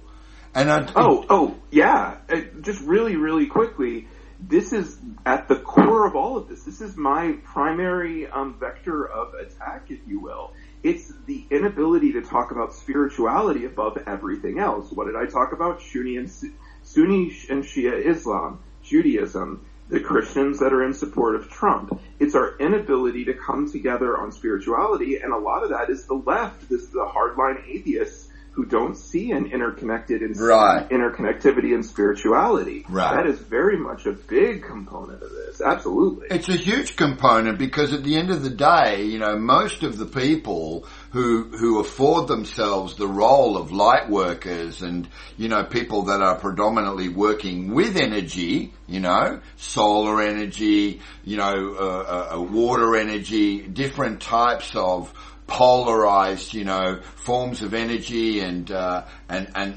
different available expressions of energy, also need to understand that there is a certain amount of distorted and deception that goes with working with that. And that's breaking down as well. That's what we're now navigating, these uncharted waters in 2020, which is what this Saturn-Pluto conjunction I've been on about is bringing in a big, big way. And now, with this whole thing just on our doorstep, it's forcing us to face the fact that the way that we've perceived things, the way that the language has predominantly played itself out, our certain sense of expression through words and through meaning and definition, that it's all part of a larger deceptive plan that keeps us distracted from what's really going on in the world, which is what you've just been referring to for the last 25 or 30 minutes. How distracted are the motherfuckers, in your country right now from really, really feeling what's really going on in the world, in their own world, because of the way that, they are being deceived and distracted and interfered with in the way that, we've been talking about, right? Oh, absolutely. So now, Riki, putting it to you, bringing it back to a more kind of a grounded, experiential, causal outlook with nature and whatnot. what is it that you feel, is a big push for you right now? Well, it's interesting, isn't it? Because the whole idea of needing to educate, and educate everybody into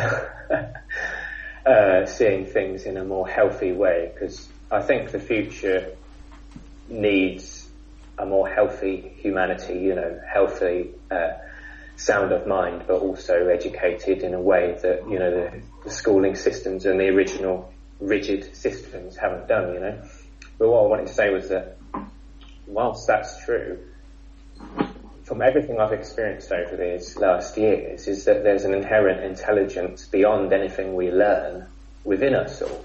So at the same time, it's like, the more people tap into that, the more that deeper wisdom is there. And, when I tap into that, I remember ancient lives, and it's not quantifiable. I can't prove any of this. You don't need to prove it. No, that's right. So, but in that state,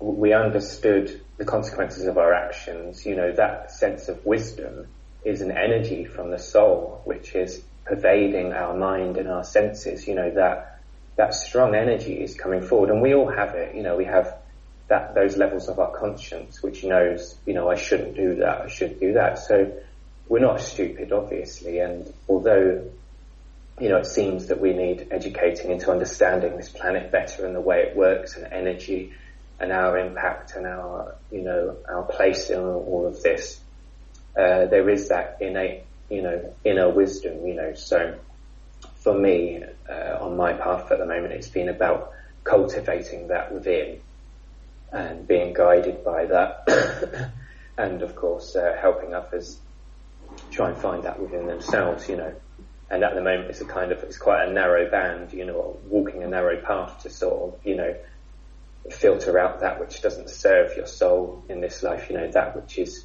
not so helpful, Mm-hmm. While at the same time understanding that every experience has something to teach us, So, with all this, these transitions, they're, like Cory says, the transitions that we need aren't, if you just suddenly go at them, it's going to cause a lot of chaotic energy, But I just feel that somewhere inside us, we know the answers to all these questions, and it is in coming together and finding that common ground, because this is one of the laws of nature, that if you try and hoard everything to yourself, the energy doesn't flow as well as sharing, because the way the universe works is by a sharing.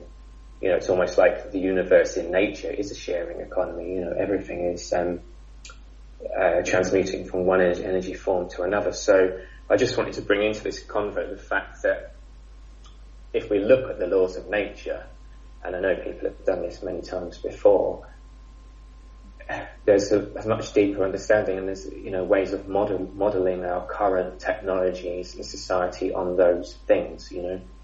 So there's so many keys, to understanding how to bring forward this new way, maybe a new old way of being and living.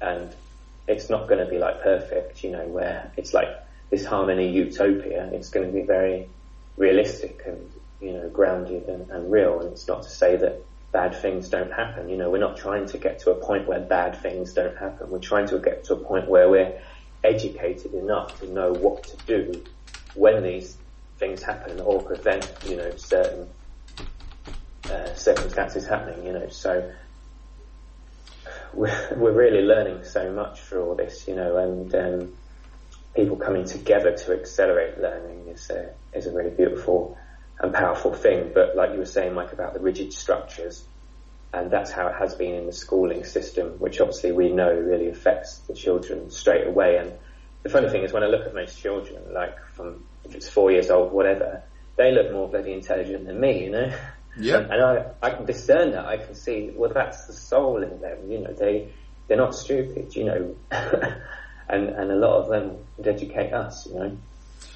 I really want to stay on point with that, guys, and talk about this breaking down of rigidity, right? This rigidity, this kind of defined order that we perceive in either one way or with a certain kind of a leaning to a particular outlook to another outlook, and understanding that it's very much a narrow band, isn't it, really? Right? It is a narrow band outlook that there is a very small percentage of the world's population that's looking at it from right now, because everyone's so wrapped up in, how they're being infected and affected by external forces. Let's face it. Can we be really, really, grounded and straight up about that?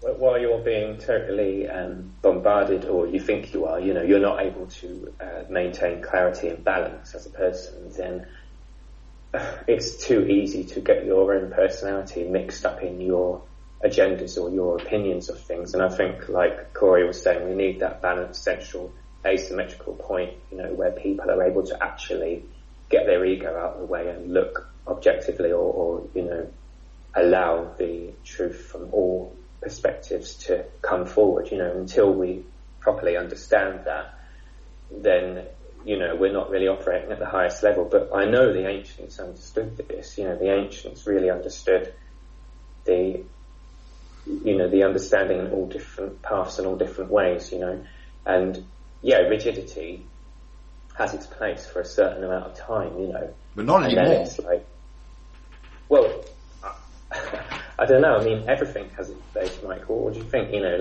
Obviously, the rigidity of the systems that have been in place, they don't have their place because they're no longer serving at the highest level. So we need to, allow new forms to take place, which then break down, just like cities come and go, But the reason I say that rigidity can have its place is, if you think about it, discipline is similar to, the word rigidity, maybe. And for me to do yoga every day and to be disciplined with my process, sometimes that's actually helpful up to a point. So we're not saying, that rigidity is always a good thing. But doesn't that ultimately refer more to being diligent about something rather than being rigid and being structured and being wrapped up in a particular kind of, collapsed form that you're then expressing, right? Mm. It's a gradient. Rigidity is the extreme end of structure. It's too much structure and not enough flexibility. But everything is a gradient, and it's a pendulum swing towards too much structure. Yeah, I totally agree. And we do need structure. Ricky's exactly right, and that's a fantastic example of the daily yoga or daily meditation practice. And that's something personally I struggle with a lot. My personal life, in terms of that kind of structure, is a mess. And I know that I would do better the more I can get more structure in my life. It's the weird kind of paradox in my mind where I'm trying to lead a structured fight against too much structure that really tends to get to me. Okay. Well, that's being authentic, right? You're being transparent in the way you're expressing, but in a sense, and I'm going to keep going with this a little bit because it feels very important and compelling to do so. It's still very much a language of the mind, right? It's a kind of determined sort of output that our mind is jumping in the way of our heart. Our heart is trying to embrace shifts and changes that are taking place, but our mind wants to get in there and define everything. And do you know what I mean? It's like, can we stop trying just for 1 second, 1 day of each week or whatever, to stop defining who we are? Because really, we are in a higher expanse of oneness. That's what being an expansive, conscious personality within an ever-expanding universe or cosmology is all about. Wouldn't you agree? I agree, Mike. I just wanted to say that, because last year, one of my deeper understandings was to be dynamic, And the word from the Daoist principles, which I think your friend was saying in the beginning of this podcast, you know, about being in the flow and the middle path and all that. So I do understand that to a degree, and being able to be dynamic, and that's when you're following your heart. You know, That's it. It's when you're following your heart, it's saying, no, today I won't do yoga. You know, so what we're talking about really is the heart leading the way. And, you know, if a structure is needed for the day, which might be like, you know, today I'm having a structure of just having, you know, smoothies. I'm just going to have smoothies today. I'm not going to eat solid food. But then being dynamic then opens the flow that actually my heart might tell me, you know, I need to actually change that. So it is a very important point, the point that the mind for thousands and thousands of years has been trying to control and trying to achieve and trying to create structure, and, you know, how much of any of this really actually matters at the end of the day. And ultimately I feel, you know, from a perspective of ourselves, it's actually getting into our bliss and becoming fully vibrant, full of energy, which is a very, you know, I mean, a lot of people are going to die thinking, oh God, you know, I spent all my time trying to achieve. There you go. There you go. That's it. Exactly. You can't force this evolution, right? You cannot force this evolution. That's what humanity needs to come to grips with, is you can't force the paradox that you're in to become anything more than what you choose it to be. It's like you just need to allow trust to be able to define your flow so that you can now become part of the larger expanse in which you're currently operating as an individual aspect of self. You know, that's what being in a co-creative space is about. That's what being in a greater collective outlook is about, right? Not trying to force it, not trying to will things into place, not trying to use dogmatic principles and antiquated and outdated, you know, belief structures in order to drive your own evolution forward. You know? Yeah. Can we talk about that, please? Yeah, it's also not being, you know, too tied up in these things, because it does create a lot of pain and misery, people being so tied up in, you know, an outcome, and then being so upset when it doesn't happen, if you know what I mean. Yeah, absolutely. You know, I mean, Cory, you can understand that, you know, part of the whole kind of geopolitical outlook that, you know, the world is viewing from a very distorted, you know, lens is essentially forcing a circumstance to play itself out. Oh, yeah. So you were talking about the interplay between, you were talking about dogma and the dangers of dogma. And I think that that's why we're seeing that, is because we're relying upon these old dogmas to sort of guide us. But again, I keep kind of coming back to the point that dogma is just sort of like a fossilized structure. Go. Exactly. Yeah. And so it's the ability to constantly rewrite the structure that you're living in is the balance of relying upon what we've learned and what's worked before and the knowledge that we've gained, you know, within a given system, and finding a way to update and modernize those ideas given the new context, because we're always faced with learning new things and changing context. And that's what ultimately all of this is about. Exactly. It's rewriting, finding out a way to rewrite the rules without bringing utter chaos. And rewriting the future, rewriting one's future, right? Every person's reaching their potential by rewriting their own future. That's what redefining structure can be as well. Yeah, when you're locked into a particular dogma, it wants to write your future for you, and we need those guidelines so that we have a structured way forward. But if we're too locked into dysfunctional rule sets, all of our futures that we're sort of writing or co-creating, if you will be dysfunctional, will be increasingly dysfunctional if those dogmas are not working for the current context. Yeah. Absolutely.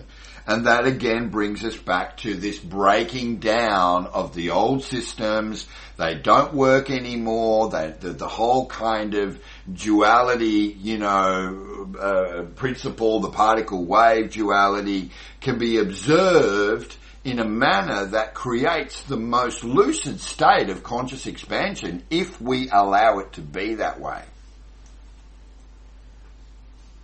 That's something that I feel really strongly about at the moment, is that I ask your higher self, asking the universe to collapse your wave function into the most lucid state of conscious expansion, right? That's how you break through the rigidity. That's how you break through the defined structures and the definition you create for yourself every day. It takes willpower to want to do these things, and...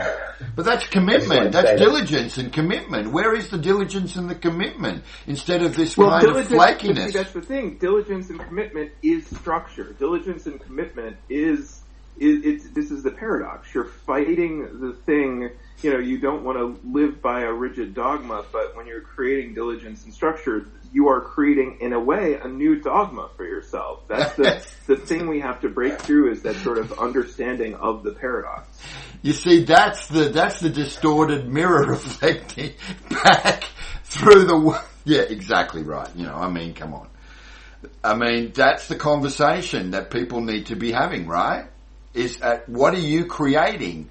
What are you collapsing into form every day with the thoughts that you're generating? Because you're being conditioned, or you're being influenced by control programs that you create for yourself. It's a self-perpetuated, deceptive spiral dynamic. There you go. I think that really kind of sums it up. What do you think about that? Mike, I think for thousands of years now, there's been this sort of victim, where the people aren't empowered, and now, as we're seeing, many groups are rising up for many different things that they feel, they need justice for, whatever. And this is the time where people are realizing that they're empowered. And I think this is the key difference, within people's personality and within their life experience. If people realize that they do have a choice, that they do have power, they're able to take responsibility, but for a long time it's been, the government has the power, or whoever does, and not realizing that our choices matter and all that again, coming back round to that. And I think, this consciousness shift is realizing that we all are in this together, and that's again with that, I like that, coming together. Yeah, I'm not sure if I'm saying anything new there, but it's just very important, isn't it, that we realise that we are creating this, and we are creating our reality, and we have the power to shift anything with our actions today. Yeah, and it stems from very much kind of, acknowledging the discomfiture that goes with your physiology changing. Your cellular memory is no longer feeling in a compressed and or subjugated state. You feel like you want to break out of it. Your whole cells are having a new discussion with each other, and it's creating this incredible, open plan of moving from one field of quantum mechanics into another. Cory, can you sort of expand upon that? Let's go back to the quantum mechanical outlook that we're all sort of somewhat in the middle of kind of feeling and experiencing now. Yeah, I love the particle wave metaphor is so functional along so many different topics. Like, you can apply it to this conversation that we're having now. The idea that in order for our reality to exist, we do need both the particle and the wave. And the wave is the collective, the all, the idea that all of this entire existence is one singular wave function. Yep. Now it's the particle that gives it context. The particle, the main sort of dichotomy of the particle and the wave is the more we know about position, the less we know about speed or direction. And so the particle is very static. And so when you're talking about the rigidity of dogma, we're basically talking about the particle without the wave. And then on the other end of the spectrum, the wave without the particle is sort of like nothing. It's just sort of chaos. So when we're kind of moving too much towards the particle, everything becomes static and rigid. And we know, because all of these metaphors really do collapse upon themselves. When something becomes too rigid, it becomes brittle and breaks easily. And then on the other side, you have the wave. And when you have the wave, you just have too much chaos. And what happens is when you're sort of polarized into the particle side and the wave side, that chaos will then act upon the rigidity of the structure and break it apart. So this sort of eternal balance, we always keep coming back to the balance because it is everything. And we started talking about the dark crystal and the different forces, or, Star Wars is currently in theaters. It's the balance of the force. It's about the balance of these things. Keep going, man. You're on it. You're absolutely on it. Printing money right now, mate. So come on, go hard. Okay. Well, I mean, the sort of the meta in this moment is we can look at these different topics. That's why I think quantum mechanics is kind of magical in that it's a way to sort of connect to the science mind, the people who don't see this, the spirituality or greater connectivity. And they do understand the beauty and the mathematics of the very aspects of quantum mechanics.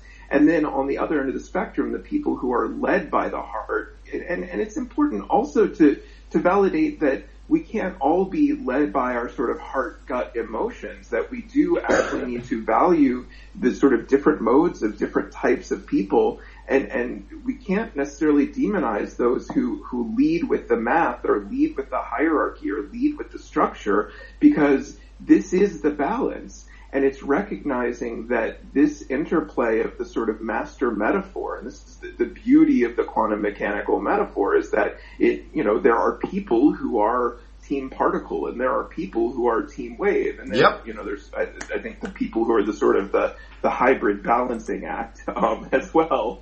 But this is where we're at. It's in a way, it's incredibly expansive into infinity, but it's also incredibly reductive. And you could even say that just sort of reducing everything down to particle wave duality is a kind of dogma. But I think kind of looking towards rewriting the dogmas and looking towards this sort of beauty of the moment that we're in, that we can use this idea to bridge people together is the thing that we're I hope working on together right at this very moment. We are, absolutely. And I think this is what we've spent this 2 hours arriving at, this kind of general understanding, which makes all the sense in the world. If we've crossed over into a whole new parallel timeline and a whole new parallel reality, then this concept is very, very much kind of reflective, it's workable, and it can relate, it's relatable to any given circumstance in any given moment within the time, space, expansive situation, And I think that is something that this whole thing that we've been talking about, right? That's what the Dark Crystal Awakening is, recognizing that the resistance is what's creating that spark, right? It creates that spark where all of a sudden things become telling, things become more lucid, things become more available for us to contribute to. And it's that contribution that creates a more valid sense of expression and or output. And that's what I think really 2020 is about.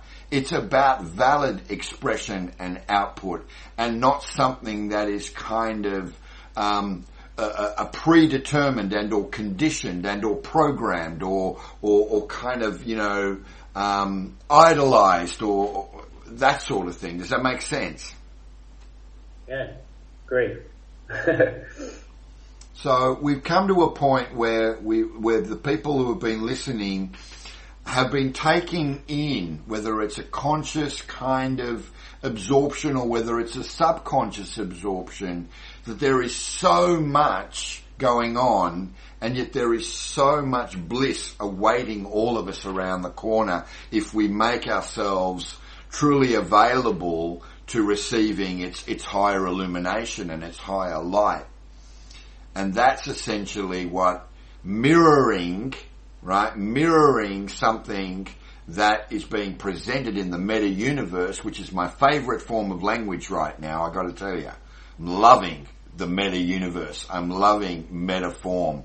I'm loving metaphorical reflection at the highest octave of self-expression, because there is an intrinsic truth that exists within it. It might not necessarily be completely obvious, but it is genuinely there to elevate and accelerate the way that we stop becoming the affected and to become the effectors, which change and shift the perception and perspective of the way that we look at our lives every day. Anybody want to add something to that as we kind of end our time online? I just want to say that we control the game in regard to our lives, because it's on this podcast, who controls the game, and that's the realization. Ultimately, very powerful beings. Not that we need to have power over anything or anyone, but power flows where it needs to flow. So.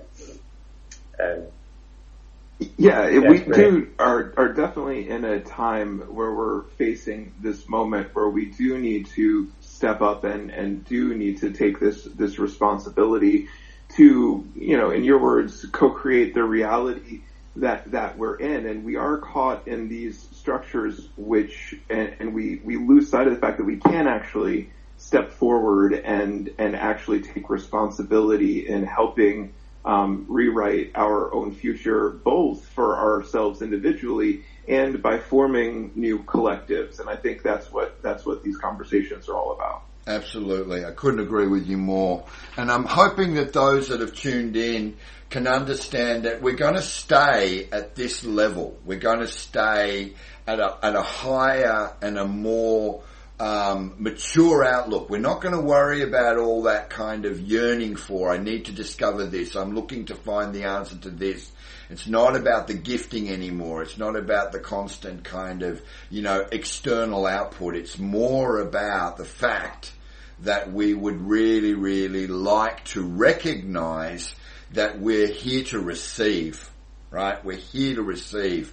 And what we're sharing with everybody here is the knowledge and the experiences that we are receiving and that we are going through and that we would like to make available and share with other people. And I think that's a really beautiful outlook in the way that 2020 is already unfolding. And by God, it's going to be challenging for so many that need to already, embrace a lot of this, which is happening. It's happening whether you like it or not.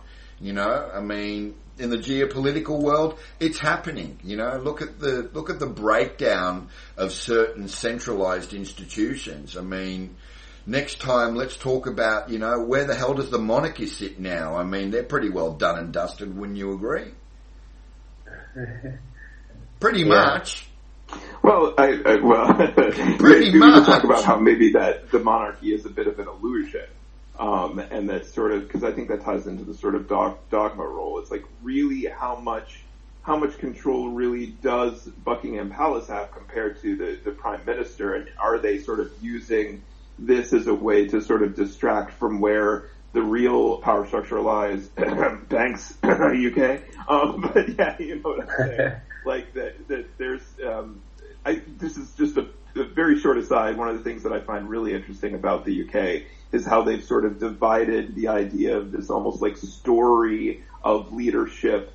If you look at the U.S. and kind of Camelot, John F. Kennedy, and literally they called it Camelot, right? Yeah. The unification of the sort of the romance of royalty with the actual real world governance of a country. Whereas I think it's really fascinating to see the evolution of the UK over the years, to kind of like create this almost like false notion of leadership. And it's like the idealistic or the moral leadership kind of comes from the monarchy, but the governance and the control really lies in the British banks and the Parliament. But that's just as an outsider. That's what it looks like to me, anyway.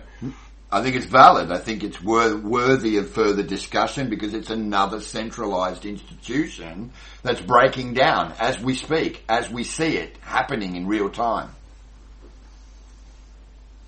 Any closing comments before we wrap up? I'm about to put into the chat box that if anyone who has tuned in is interested in a copy of the transcript, the recorded transcript, which is nearly 2 hours long, just to give us their email address. Of course, it will never be shared, etc., like that. We make a commitment to all our listeners that if they're interested in hearing what they've missed out on, that we're prepared to share the recording because Podbean actually records everything completely for us. So, so letting everyone know. Final words, boys. What are we thinking? How are we going to move it forward, man? I'll let Riki go last. So a couple things. If I can plug spacecadet.com where you can find my craziness. Yeah, man. Go hard. Hear more of my nonstop rants about going in every different direction. But it's, to me, one of the messages I'm really trying to get across is that it's important to really have this discussion, not just by listening to a podcast, but by really taking this out into the real world, by finding someone and having whichever level resonates with you about the sort of change that we're undergoing. One of the things that I love about conversations with Mike is that our approach, the sort of level of entry or angle of attack is very, very different, but we both understand there's something that is very, very connective at the core of this about bridging the divides between something as crazy as, quantum mechanics and geopolitics and a sort of new age understanding of ourselves. It's really, really important to carry this into real life. The idea of just like the difference between sharing a link to a podcast on social media versus picking one person and trying to create some sort of new shared understanding. It's really important on a meta level to get this out of the abstract and into the reality. If you really want to see change in the world, and it'll help you just to have a partner to talk to. Yeah. This isn't in a real way. If you're listening to a podcast, it's a bit of an illusion in and of itself. You're not, even if you're typing in the chat window, you're not having a conversation with us anywhere close to the kind of full duplex conversation you could have with another human being in your life next to you. And you don't have to take it to as crazy a place, but just sort of moving the needle and the discipline of having complicated conversations with other people in real life is one of the real breakdowns in this. You want to talk about dogmas. This new sort of silo digital algorithm thing is its own kind of new dogma that we've created. And it's really, if you want to change things in the world especially, it's about breaking out of those boxes and, exactly. Brilliant. Listening to the other person and building those bridges. Absolutely, 100%, man. And again, that's a lot of courage right there to even state that, to let people know that the art of conversation isn't dead, that you can pretty much pick up the phone or whatever, and instead of texting, I can't stand how people will use the kind of the masquerade of a text to kind of hide really what they're thinking or what they're feeling, right? Come on. So little information is transmitted via text. So little. It takes so many words to badly approximate a emotional and logical simultaneous conversation.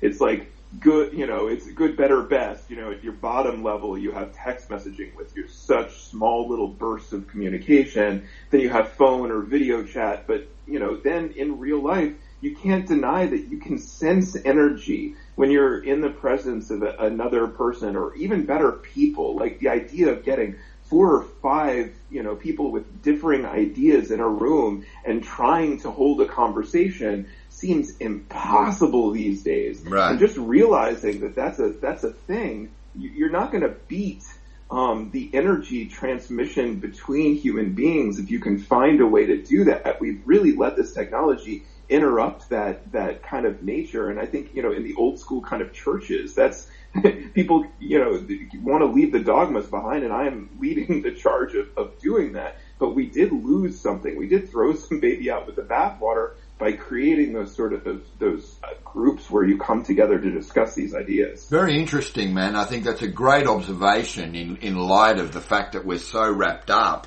in our, I suppose, reliance on new technologies, and, how we're going to streamline things, and how we're going to no longer feel that the art of connection in real communication is important to us, because that's part of the dumbing down. That's part of the kind of separation mentality that's pretty much rife across the board, especially with children, narcissism, and that whole kind of detached sort of social media experience. I mean, it all makes sense what we're discussing here, and it all correlates and has weight and a certain amount of importance and scope that needs to be addressed more and more each day.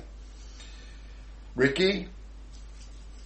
Yeah, so I think people really want communication, obviously, and people are going to other forms, the intense films, to get some sort of feeling of connection or feeling of an emotional response even, beyond the numbness and the confusion or whatever it is that's driving humanity. And there's this real longing for true connection, isn't there, And what a great way to bring people together than to actually discuss about this planet, about the future, or about some of these more important things. And that is very brave, to walk around and try and open up a bit more of a conversation with someone than keeping it on the mundane, which, if we're talking about rigid structures, that's what it's been. Yeah. Like the typical chat, and breaking out of that is beautiful. People want to experience something beautiful. They want some change, but I think humanity just forgot its own power, and its own ability to really transcend, the energy that it's stuck in, But I mean, I love all of this, and I feel very positive about everything that we've talked about here. And just looking at some of the younger generation now and the way they feel about things, yes, they don't like what we've done to the planet, but they feel, because their heart hasn't been collapsed, with this sort of, what can you do, you just got to deal with it, blah, blah, blah, whatever, they're positive about things. And I think that's the main thing. Humanity needs to have that sort of feeling that, wow, we can change things, and that it's not hopeless, And No, I it's not certainly hopeless. feel that. And so it's your outlook on life, I've never felt more one. hopeful, to be frank, gentlemen. Really, I haven't. I've never felt more hopeful knowing that we all have the ability to change our stars. We all have the ability to actually reach a star and hold on to it instead of it being a figment of, impossibility. Everything within the higher octave of our conscious expansion makes things available to us. And when they're available to us in a very visceral, very real sense, then it's easier for us to feel confident to contribute to it, right? And how do we contribute to it? A, by acknowledging its existence.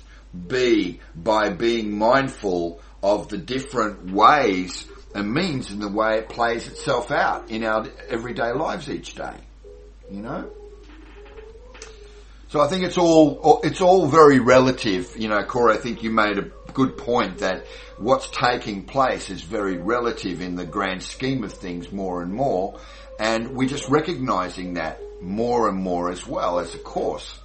And I think we should also kind of acknowledge the fact that part of the word awakening is recognizing our ability to recognize our plane of reality and what it and how it plays out and what we deem to be important and what are the parameters that make up the so-called elemental base of its particular existence. Would you say that that's something that you're working hard to try to ground in your lives at the moment and be more kind of aware of its liberating capacity? Yeah, for me, obviously, I'm a person who's very focused on a lot of the details and sort of hashing a lot of this stuff out. But I think that definitely trying to work on allowing myself into the flow of these energies and sort of just relax into it and I take inspiration from you and others like you, Mike, that sort of like positive outlook that comes from releasing and relaxing into that. And I definitely I feel that can be helpful in these times especially.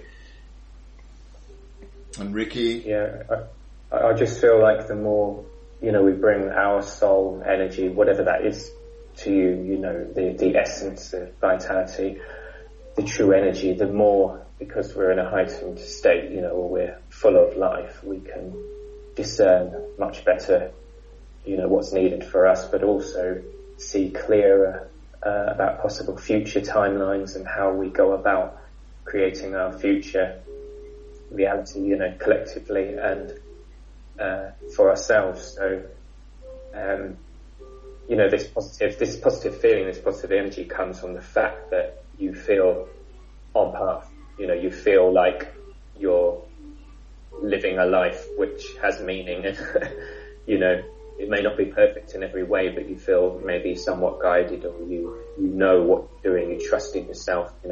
All of these elements are really beautiful, and I think ultimately, we're not here to try and direct people to say this is how you should live your life, but more, how do you come into alignment to live your life the best you can?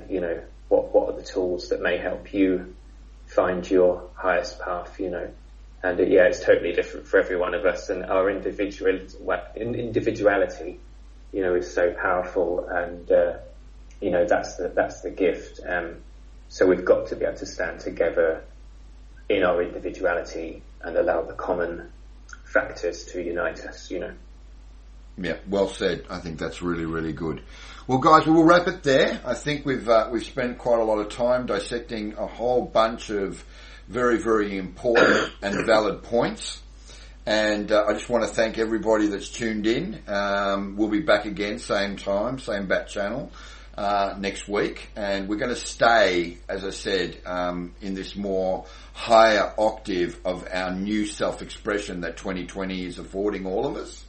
And thanks very much for contributing today, Cory. I appreciate it greatly, mate. And thank you very much, Riki. And also a great thanks to Greg. I would have liked to have gone into a bit more, but we can do that next time.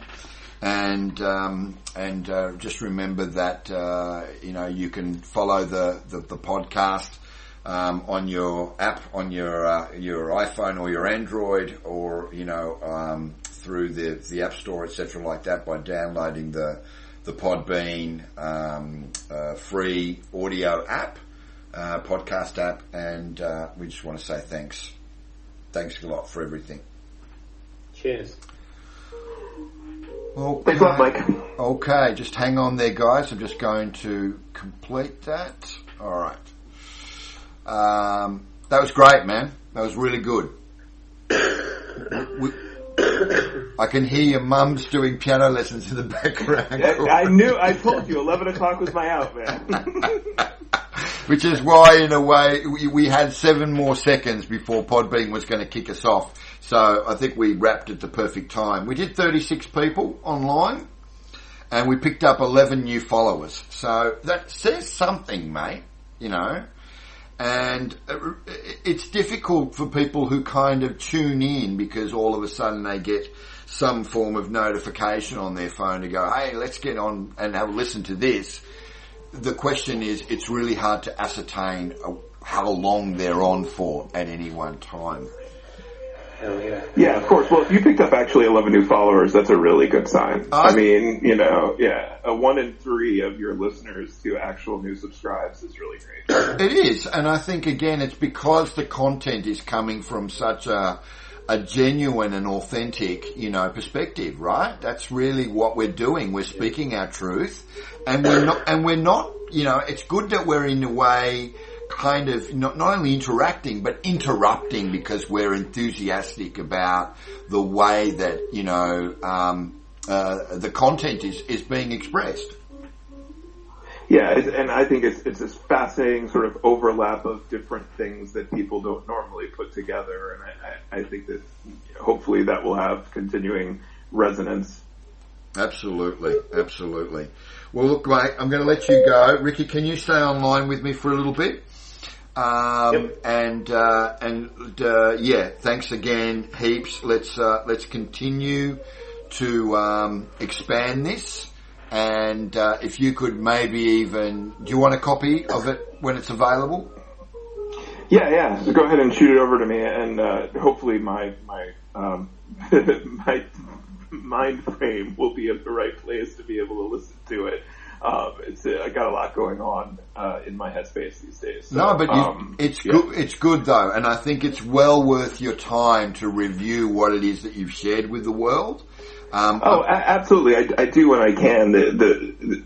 I'm doing this kind of thing along like 5 different vectors right now. And it's like spinning plates, you know, and at the same time I'm trying to produce a long form video this week. So I'm like, but I know there's definitely parts of this that I want to review. And especially, I feel like, even though it might have taken 25 minutes, I actually managed to get out some of the underlying things, in terms of geopolitical stuff in a way that's, if it's not non-threatening, at least it's neutral or looks at it with a different paradigm. So that's part of it to me too. Absolutely. That's awesome. Try and get across the crystal if you can, Cory. Have a bit of a look. Oh, believe me, that's on my list. But it's again, it's how much headspace do I have? But yeah, for sure, it's on my list. All right, mate. Well, listen, thanks again, and we'll catch up soon. We'll talk soon. Yeah. Thank you very much for the opportunity, Mike. No worries, mate. And look after yourself, okay? Take some good care of yourself, okay? Thanks, bro. Bye, Ricky. Bye. Okay. Thanks, Cory. All right, Cory's gone. Look, once again, can I just say that we are getting a really, really high-functioning individual in someone like Cory, who, you know, and he admits it, right? He says that, you know, when things come thick and fast for him, it's almost represented in a PTSD type reaction.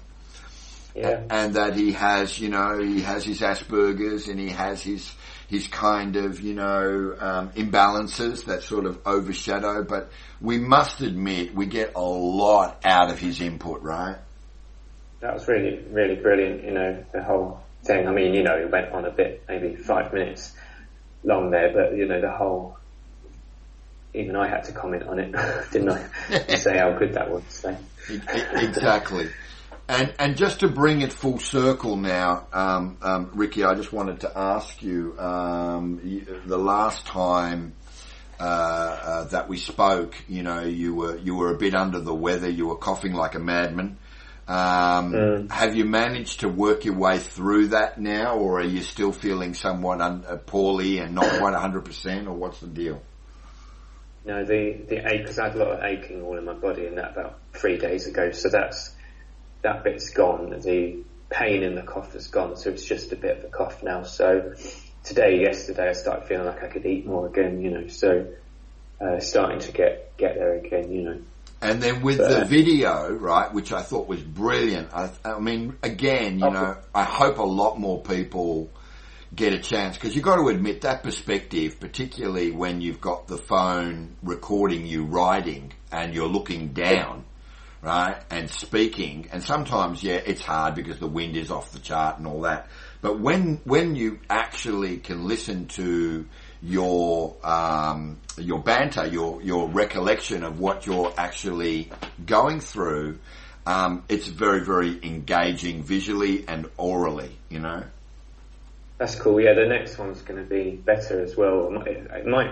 Do you think it's all right? I played it. It's probably about. It probably ended up being about 2 hours long. You know, the whole video. But I think it's probably all right. You know, I don't know about splitting it into.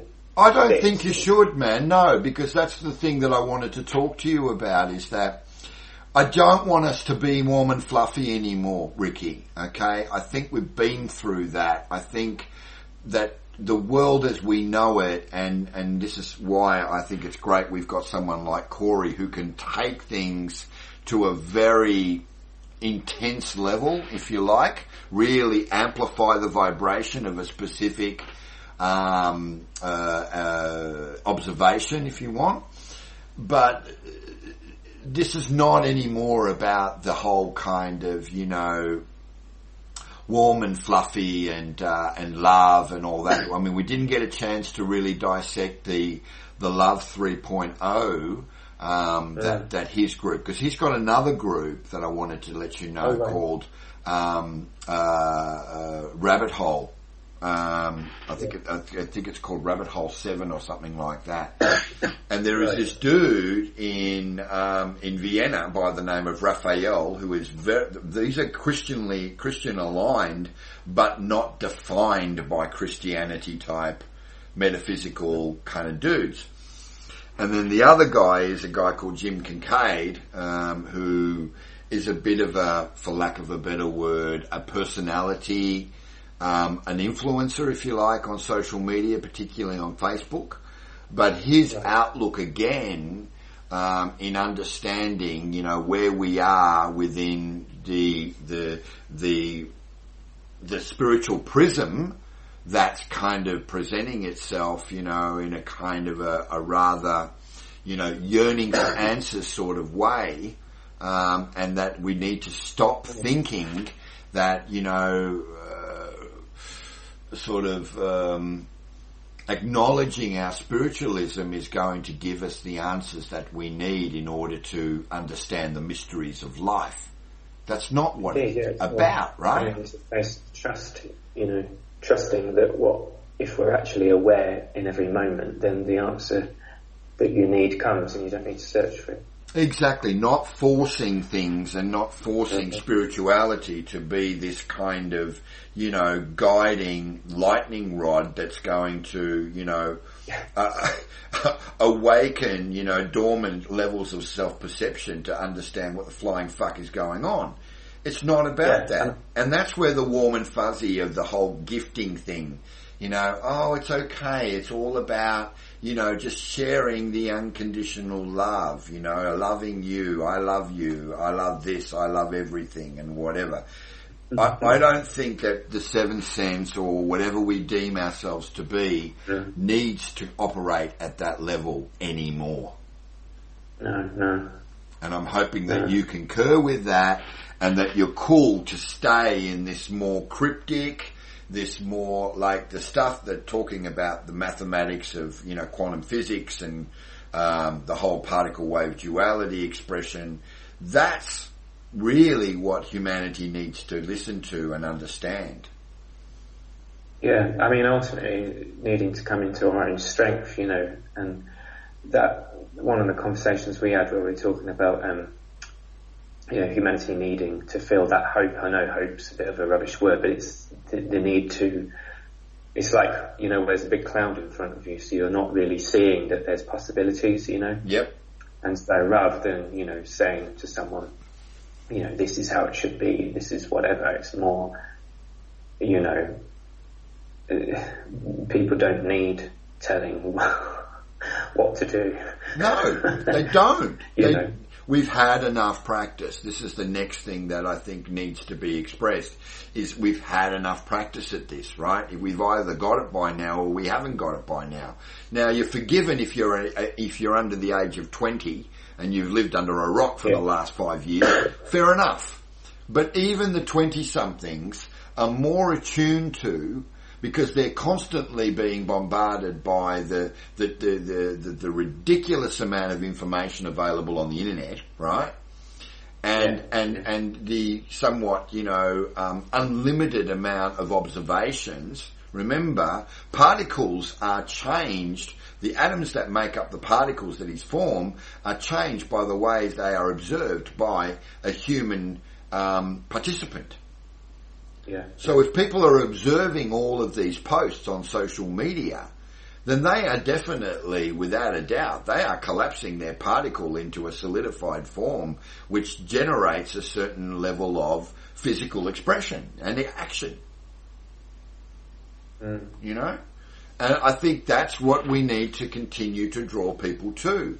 You know, what is it that you're attaching to when you listen to this, or when you see this, or when you experience this? And then if you're attaching to it for whatever reason, whether it's, I feel like it's giving me some form of emotional stability knowing that other people think or act the same way I do, well then, have you ever considered why you're attaching to it? Yeah, definitely.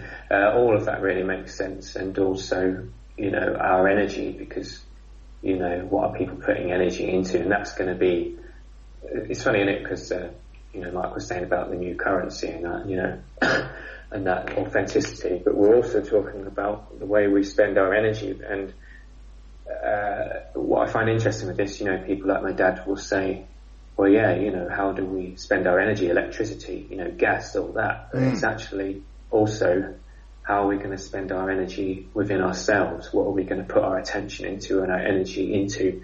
So I think that needs to come forward, doesn't it? It's more of a discussion a bit deeper about that. Where do we put our energy? Because there's only a finite amount of time in this physical form on this planet. Bloody brilliant, man. What you've done there is knocked it on the head by saying we need to talk about implementation, right, in a genuine, actionable state. It's good, isn't it? Because that's what's needed, real practical sort of, what can we actually do, and I think that's brings it back to that thing again, what I was saying about the people having the hope. It's not so much about the hope, but it's about, well, what can we actually do? And once people know they can do something, then, they're more likely to do something. Exactly. I couldn't agree with you more. Realise they're just feeling like victims, like, oh, well, just leave it to someone else to sort out.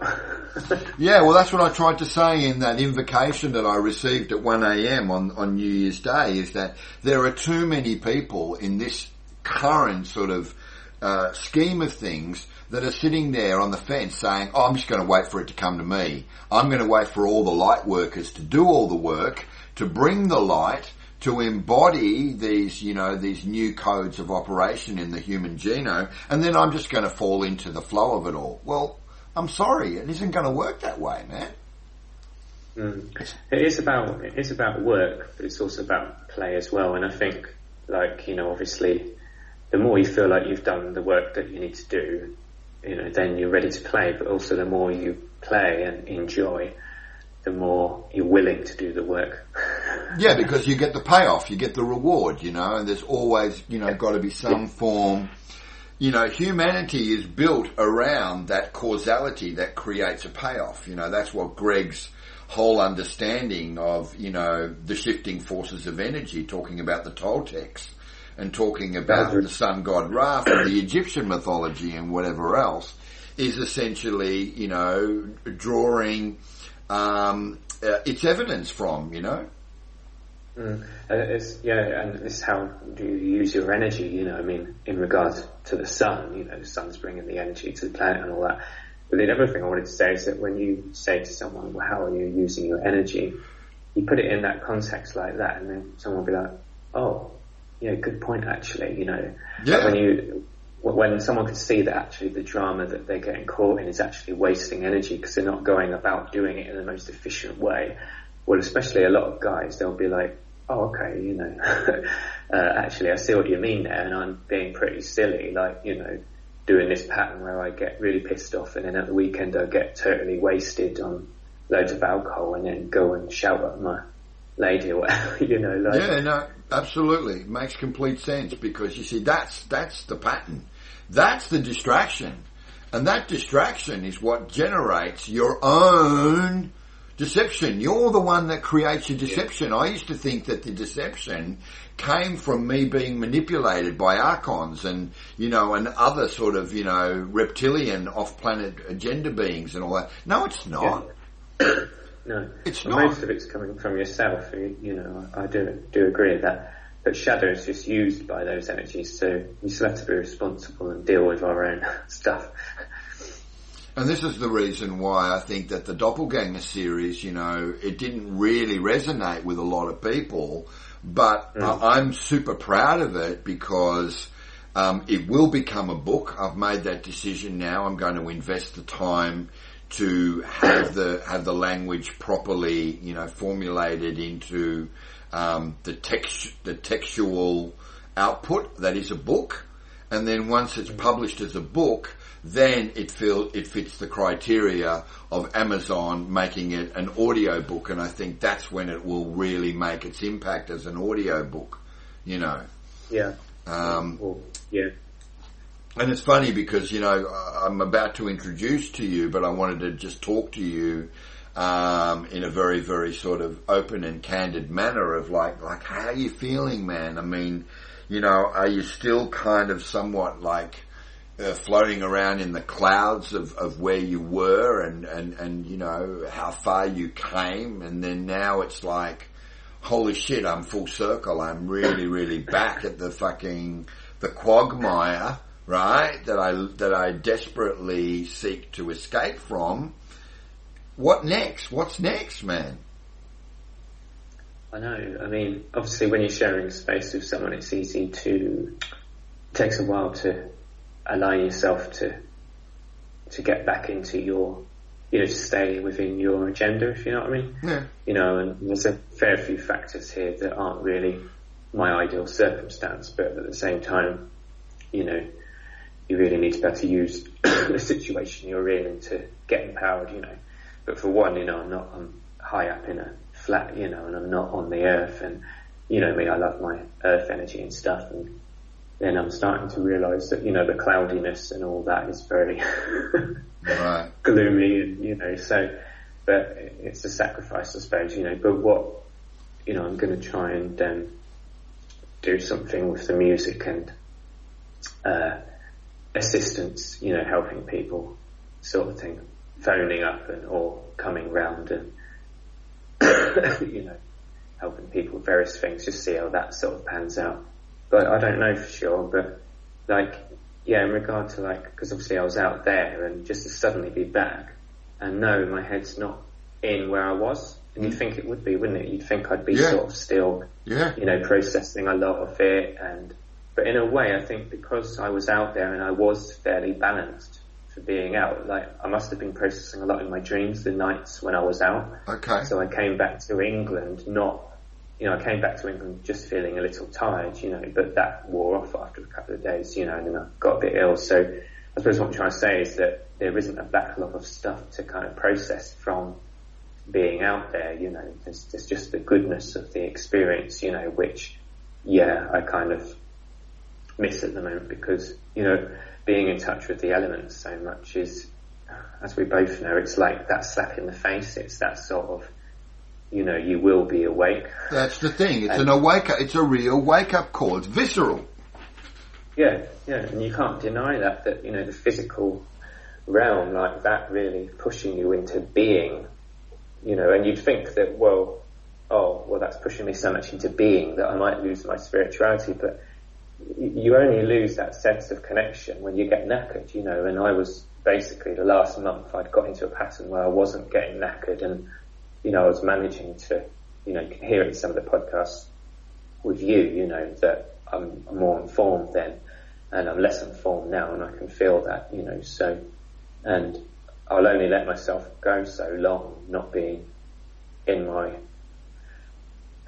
it's not just mentally being in your higher truth, it's actually feeling energetically aligned, which I do in parts at the moment, but not in my totality, so I always have to shake things up when I realise that I'm not feeling, that inspired or that sort of connected, And obviously I like doing the podcast and that, and it's kind of important to me, and so I like to feel, you know, more empowered, which I haven't done this time or the last one, even though, you know, what we've said's been good, but I like to feel like I'm really on it. You know, when you're in, it's like that zone, like when you're playing music, you know, and you're in the zone, you know. It's new ground though, like Ricky. Ricky, it's new ground. It's something that is not exactly, you know, something we're good at yet, right? I'm nervous, right? When I start to sort of set things in motion, talking about the dark crystal and having to sort of educate people a little bit about what it is that, you know, meta language is and how does metaphorical reflection work in media and all that, I'm nervous, right? And I'm never nervous about anything really, but, you know, there is a certain amount of perception that these people, pretty much from all over the world, I don't know what that chick was all about, talking about the fuck off pops or whatever they were. I mean, I tried to kind of Didn't see that, I was out.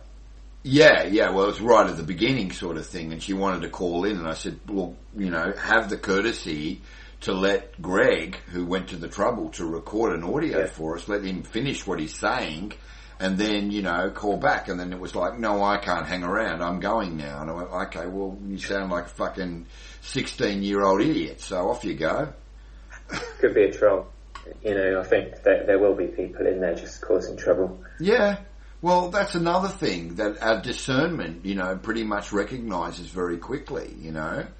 And then there was another individual in there who called himself DJ Magic 9, who was kind of like, I don't want to miss a broadcast from you guys in the future. Can you email me a schedule? And of course I said, sure, not a problem. Why don't you give me your email address? I promise we won't share it with anybody. We're not going to exploit it because people are reticent about sharing their contact details. But how are we going to let you know about a schedule if you don't give us your information? Oh yeah. And he didn't. He just said, oh no, I'll catch you on the flip side, dude. And I went, oh well, there's another kind of like nobody in the nothingness of nothing, you know. Mad, eh? It is. It's mad because at the end of the day, there is real wisdom here. There is real pearls that will help people to transcend the boundaries that they create for themselves by being locked into rigid dogma. You know, that's the thing that I really wanted to talk about, is that how rigid are our lives really, right? And it's hard. Sorry, go on. Yeah, well, you know, I'm aware of it when I wake up, you know, like this program kicking in. Are you aware of that? Like as if you're supposed to just get on and do stuff, and it's like, I'm going, let's break this. I mean, there was one time I can remember waking up, you know, in last year, and moved my arm, and it was like, I tried to move it, my arm wouldn't move, and it was like a robotic malfunction. Right, so it was numb?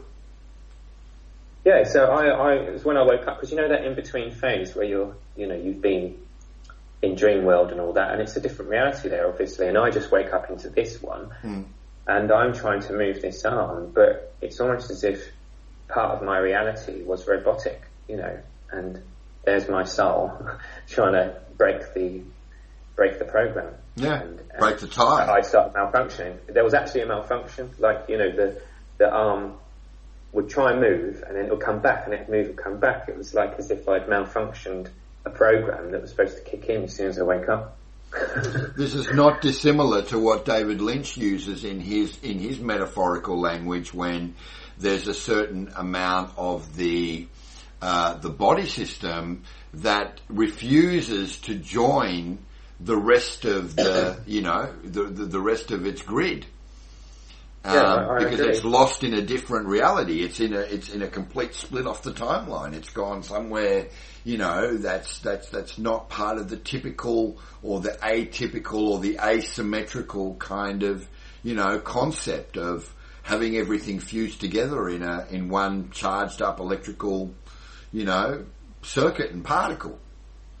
I agree, and it's this energy that what we talk about, like the fire and shaking things up, and the reason, like people like you and me feel very, like what I do, I go out of the country and I just totally change the situation, to give me that slap in the face, like wake up. Not, it's not like I'm just being harsh on myself, but it's like sometimes this vigorous sort of abrasive energy needs to come in order to break that spell of unconsciousness, and I think that's why I mentioned before about the unconsciousness, because, that I feel more unconscious at the moment, because I don't like seeing myself like that, it's like, it's not terrible, it's not like I've gone back to like smoking loads of weed and, but it's enough to go, and that's why I love the elements, like I say, because, you get that fresh air and you get that sunlight and you get that isness, that real, presentness, and it revitalizes your energy, and then you start, going within more and realizing what you need and what you don't need. What I'm trying to say, I suppose, there's a correlation between numbness and cutting off, and what's happening with people with the, violent films and all that, and not being able to figure out what you need and where you need to go and what you need to do. There's a real link, isn't there? This numbness, this desensitization is a big thing for me. It's something I'm here to learn, about how to resensitize, because the receptors then, you're connecting more organically to receive information from everything, from the sunlight, from whatever, your environment around you. So I think desensitization is a big topic in itself that has been the program, that's what a worldwide program, people buy more products when they don't know what they're doing, desensitized from themselves, Yeah, definitely. I think that's a conversation in itself. To talk about that desensitization leads to, a kind of a flippant attitude to things, right? Because you sort of, it does. Well, it doesn't affect me.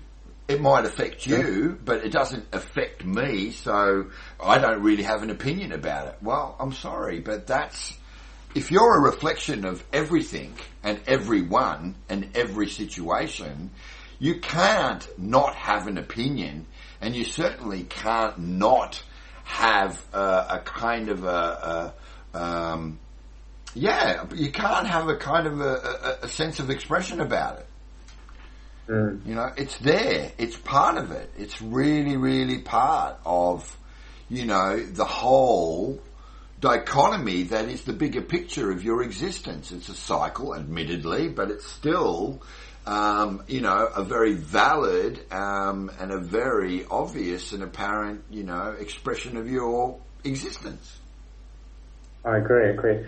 And I just wanted to say that, because, you're wanting to live very real as well, and I just realised that, because, obviously the tendency could be for me, being here in England, like to put all the heating on, get really, really comfortable, and it's like, where's that line between the comfort zone and being clear and real? And it's, you don't want to go too much into one or the other, but we can safely say that generally humanity is leaning towards, well, what makes me comfortable, but then, there's more growth in our comfortableness, and so becoming, I know we talked about this before, but it's like, no, it makes it's sense, important, isn't it? Yeah, absolutely. And I think that's coming up. Go on. That's coming up more because I'm obviously in a situation where I'm more comfortable at the moment, but I'm not as engaged and not as animated, in myself because of that, what's the word? It's like a computer operating at 5 megahertz when it should be operating at 50. Yeah, right. Yeah, well, exactly. I mean, that's not an exact science. That's all I can say, man, at the end of the day. It's like, okay, we are always going to find certain anomalies in things that we think, work for us. that are part of, you know, how we grow. I think that's see, there were two words that I thought were used in this particular installment of the broadcast. One that was brought up by you, which is the word brave. We never hear that word, brave, right? Brave works very well in conjunction with worthiness and valor. So they're parts of the new language that we're developing. And then, was it you or Cory that talked about how narrowband or how narrowcast our outlook of life really is? That's right, yeah. Was it you or Cory? Well, it wasn't we actually, you did a podcast about being narrowcast. No, that was the word that was mentioned. There were certain words that were mentioned tonight, and as soon as they were mentioned, I went, yeah, absolutely, I should write these down. Yeah. Because I think that's another thing. If we're going to take this to the nth degree, you know, to the highest level of authenticity, let's start using this platform as a means of building a language. And in our new language, let's remove references to I and my and me, you know, that self kind of expression that predominantly is vying for egoic airtime, you know. Yeah, I agree, you know, and I think that's good where I mentioned before about, you know, I do admit that I and all our experiences are affecting us, but, you know, and of course, you know, in transmuting all that stuff and becoming free of traumas and things, you know, we collectively will raise, but I also admitted, obviously, that this new language is an empowered thing we can all do, you know, by coming together and really, you know, discerning what is it that matters, you know, where do we put our energy, all of these key points, you know, help change the future too, you know.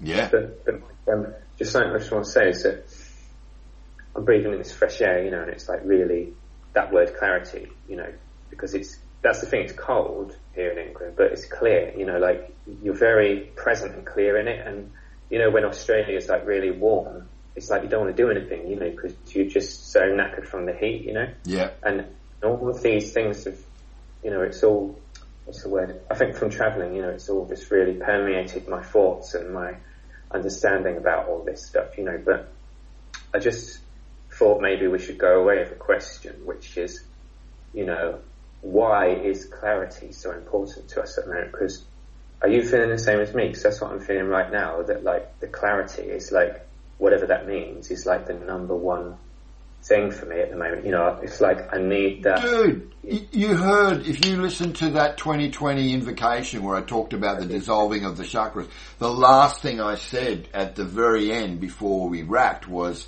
how the embodiment of clarity has become so sensitive, right? It is the only thing that really drives truth, purity and truth forward, is having that really embodiment of genuine clarity. No, I couldn't agree with you more. And I'm glad that, you know, the trip for you really sort of solidified that clarity, because it wasn't there before you left. It didn't feel like it to me, that it was there. There's elements coming and going. I mean, we all have that, don't we? We shift in and out of feeling clear or having clarity, but the real clarity is starting to come now, you know. But I just think there's a reason why we're feeling, you know, I'm not going to find out what the reason is now, but I think it's worth just feeling into that, and because there's something very deep behind all this, you know, there's a lot more for us to understand, like why we've started this journey, you know, and why, you know, why we want to be in that state of clarity, why we want to be able to discern what's important and what's not, and why we don't want to be distracted off path, you know. And obviously it is about higher mission. It's about, there's a higher mission, and let's try and get ourselves aligned with that, because there's just so much to distract that you could easily just fall into the delusion, you know. And something within me just keeps kicking my ass out of that delusion, you know. And every time I fall, and it was the same, you know, it was the same when I was living in the caravan like a couple of years ago, you know, it's the same for the last like 8 years really, at least 6 years. You know, whenever I saw myself fall, it would be like, right, okay, let's try and get back on track, whatever that is. And, you know, this is all happening for a reason, you know, trying to cultivate and get this amount of clarity. You know, people don't do that for, they don't. You know, no reason, you know, like, you know, to have that amount of determination. And I think, you know, determination in that sense I like, you know, I'm always determined, you know, like I was determined when I was building my sites, I was determined when I was trying to finish my songs, you know, and it's like, there's something really good to take from that determination as long as you don't get completely knackered out in the process, you know? Yeah. So there's some core elements here, some core things, and which are guiding, you know, us forward. And I'm going to look into that, you know, like, what is it about this clarity, you know, and how can I keep aware of how to bring more clarity into my now through this year. Well, the first thing I can simply say is that stop kind of relying on, you know, external nature. Yeah. Right? That's what I'm saying, is that, you know, when I think about what was the first thing that happened, because the only real religious experience I had was when I was a kid. You know, I went to Sunday school and I went to a Christian Brothers, you know, primary school and secondary school. Then I left all that, went to uni, dropped out, travelled the world, became a music dude, blah, blah, blah. And then all of a sudden, back in 2018, I arrive, you know, up in Queensland, and, you know, the Oshos were the first, you know, okay, they have this kind of, you know, organic, earthly, grounded outlook. And then that led me into the ashram, where obviously I was immersed in the Hindu teaching. And the first thing I was told was, if you turn your palms up, then the meridians, or what you can do is you can create like the OK symbol by putting your finger and forefinger into a circle and allowing your three fingers to create this sort of catchment. And now you're able to capture the light from the universe, the light from heaven, and ground it in your earthly experience, right? That's the first thing they told me, right? Well, that's external, isn't it, right? It's external. It's like it's saying that this, in order for you to be able to embody that and use it as a nurturing and a nourishing, you know, means of growing your elemental, your body elemental, you need to be able to draw that from an external source. Well, I don't believe that anymore. No, I'm the same, and I'm feeling that with everything, down to, you know, cards, you know, down to I Ching, tarot, all these different things, external things, you know. Yeah. But more and more, I seem to be wanting to tap into my own truth. Absolutely. But I will qualify that I still feel that the planets have got a story to tell. Right? And I think that the story that the planets in their procession within our known solar system are a direct reflection of the human psyche in any given moment in time on this particular timeline. Right, yeah, makes sense. And I really need to stargaze, you know, because I know we receive direct information from the stars, you know. Absolutely. And so that's the only thing I can say, Riki, is to trust in the fact that you don't need the external to kind of amplify the controlling influences. You heard me talking about the controlling influences. Every person you meet that you choose to connect with, right, and share something with, is a controlling influence. Okay? You're in an interesting dichotomy now, because you're sharing space with this particular woman at the moment, right? So there's a controlling influence there that you can either, you know, choose to allow it to be, you know, overbearing, overpowering, or, you know, it can be more relegated or regulated, if that makes sense. You know? I think with all this, we're talking about mastering our energy body, you know, because, you know, we can't make the perfect situation outside of ourselves, you know, so we really need to be able to, you know, master our own energy. So, and in a way that's good for others, of course, as well, because we're not impeding their space, we're supporting their space, you know, we're not overpowering, you know. No, absolutely. And that's the most powerful thing to try and do, you know, because it's all easy, like me taking myself away into the middle of nature, you know, being all on my own, you know, which is cool. But you needed to do it. I'm convinced that it needed to do it because it created, like you said, it created a clarity in you that was somewhat clouded and unclear and distorted up until that time.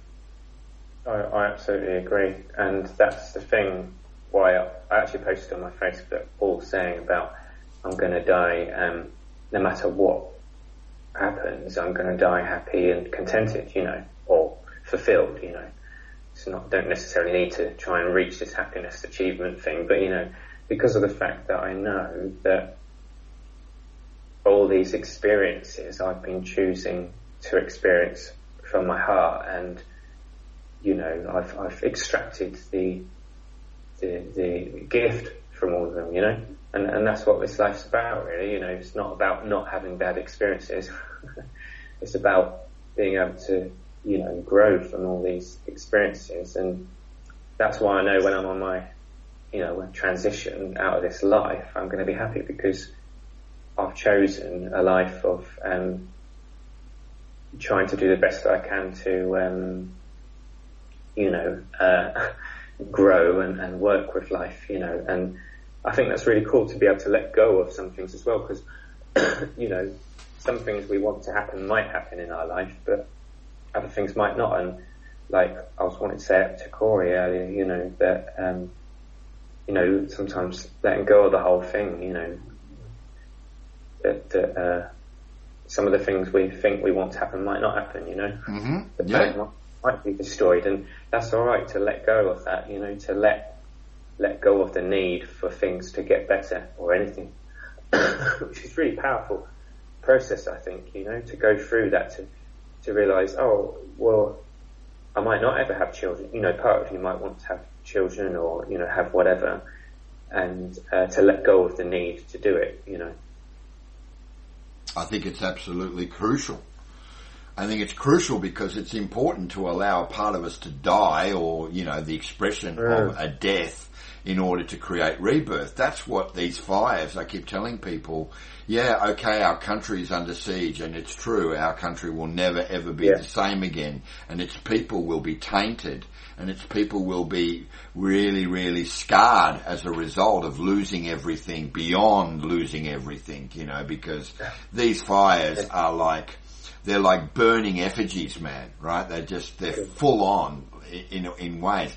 But at the same time, if our world is to be able to move into a higher octave of, you know, greater growth and self-expression, then it needs to rebirth. And the only way it can rebirth is it needs to kill off the old ecosystem, the old landscape, the old, you know, holding pattern that nature had to kind of like, you know, live and operate in. Unfortunately, the real casualties are the animals and the plants, right? Think of the amount of animals, man, the amount of koalas that have died as a result of these gum trees being burned, you know, within seconds of igniting. At least most of them are dying, you know, in almost like split seconds, combusting. They're just exploding, right? These animals that inhabit our bush are just exploding, right? I mean, that death, it needs to be understood and taken in by all of us, really. That's another thing. It's hard for people to take in, you know. I mean, it's horrible, but for me and you, especially, you know, to take in that, and anyone, you know, that life can just be gone in any moment, you know, and it's mad, isn't it? But I just, wow. I think at the end of the day, the ferociousness, the ferocity, the atrocity that this creates in the mind's eye of humanity. Right. One of the things that I've noticed, particularly in the last 3 days, remember we're 5 days now, actually, as of this moment. But in the last 4 days of 2020, I've never seen most of the art and cultural community of this country rally together in ways that has raised ridiculous amounts of donation money to support the victims of the fires. Yeah, I felt shivers with that. And so at the end of the day, Gaia uses these horribly, these ferocious and atrocious, means by which to draw, the higher octave of humanity together into a oneness. Yeah, I agree, and that's the thing which we understood again in the ancients. When I say those things, I know them. I know what I'm saying with them. And there has been ancient times, but we don't know whether it's this planet or not. But people understood and didn't think, "Oh, this is God hating us," Yep. because this bad experience has happened. We understood the reasons behind things. So that's why I'm really realizing that it's understanding which is needed, and we know that because we see it in our personal lives. There's so much stuff with families and rubbish that's gone on, but when a family truly come together and understand, oh, you meant that when you did this, I thought you meant this, and the truth is actually understood, and it's like reconciliation can be bought. And it's the same thing with what's, the nature of reality, because we don't understand the nature of reality properly as humanity anymore. Let's face it, we don't really do it. I mean, I know science is getting a good grip on things, but the deeper understanding, which was there by the ancients, and they understood their place in, because that's the thing, obviously being more connected to nature, that's the point where humanity starts to realise its place within everything. You start to feel more this connectedness, and like you have a purpose, or you have a place in life, or in your tribe, and that, and like that's really kind of what's missing, I think. People are trying to belong, aren't they, to various groups or cults or whatever, when ultimately it's because they don't understand their place in the universe and their gifts and what they're here for, Mm-hmm. Yeah. Again, totally valid points being made. And again, very much reflective. Believe it or not, I think perhaps when we really, really kind of look at how one density of conscious expression and it moves from one density of conscious expression to another, these are potentially little glimpses of old lives that we've led where everything has been in perfect balance with the universe and with nature and all that kind of thing, and that we all arrive at a particular point where we have to make a choice to either, start in the kind of destructive phase of breaking everything down to kind of its bare bones of nothingness in order to rebuild it, or whether or not we continue to really, really evolve and not have these kind of repeat patterns. I think that's what I think a lot of our dreams are representative of. And when these dreams become more vivid, and particularly when they're more heightened on a colour spectrum, then it's more closer to home. It cuts closer to the bone and closer to home than we would care to give it credit to, I agree, yeah. I mean, the whole dream thing, like how deep it can feel, it's, you can tell we're tapping more into our true nature in that state, and then of course, for many of us, when you wake up, it's like a more empty reality, and I know that's not the way it's supposed to be. The two realities are supposed to be more merged, if you know what I mean? Yeah. And not that you're meant to be feeling like you're in a dream state when you're in this reality, but it's,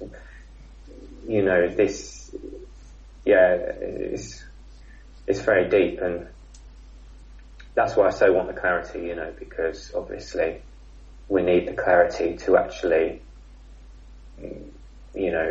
step into what really matters and what's important. So, yeah, it's amazing, isn't it? It is, man, because these discussions fuel our ability to recognise, right? We don't have to search. It's all there. It's just a question of discussing it and then reflecting on what it is that we're discussing without kind of having a preconceived idea or an expectation of what it may or may not mean. And then the answers just come cleanly and seamlessly to us, more and more. Yeah, they do, and I think this just trust thing, it's not like stupid blind trust anymore. It's like we're talking about real trust, and in that trust you can actually ground. I can feel myself grounding my body just saying it. It's like I trust being here, I trust in my life, and I know that I'm going to be alright, and that's really cool to drop all those fears, because once these survival fears are out of the way, then you can really get on with it.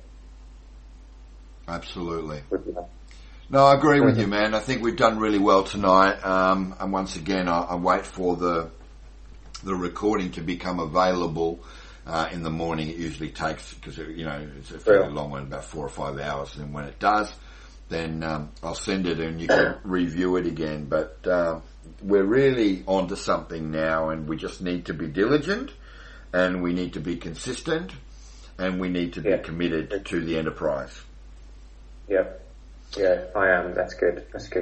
Send me the long one, where we've just been talking as well. Oh yeah, absolutely. Well, all of that's recorded too, so you'll get the whole thing. All right. That's brilliant. All right, mate. Well, I'm going to go to bed. It's after 4 a.m. It's been a big day, and tomorrow I've got more crap to deal with, so we'll leave it there. Thanks for sharing, mate. It's good to have you back safe, and let's continue to build. We're building a beautiful foundation for a genuinely, blissful collective future. There is something I just forgot to say quick, which is this more personal thing for you, but just see what you feel about it.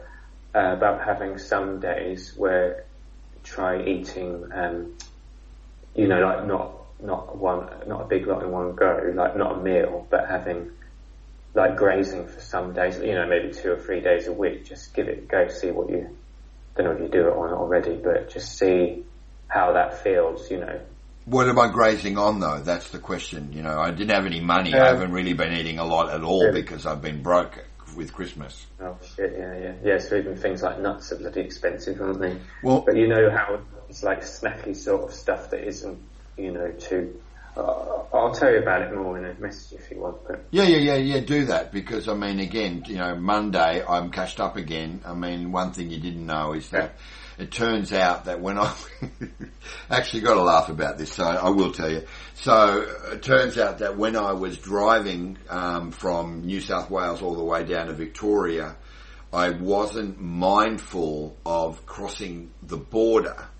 So when I arrived on the highway and I was overtaking other cars, even though I was on the highway and the freeway, I got snapped by 2 major vehicle cameras, and I got a fine in the mail for $330.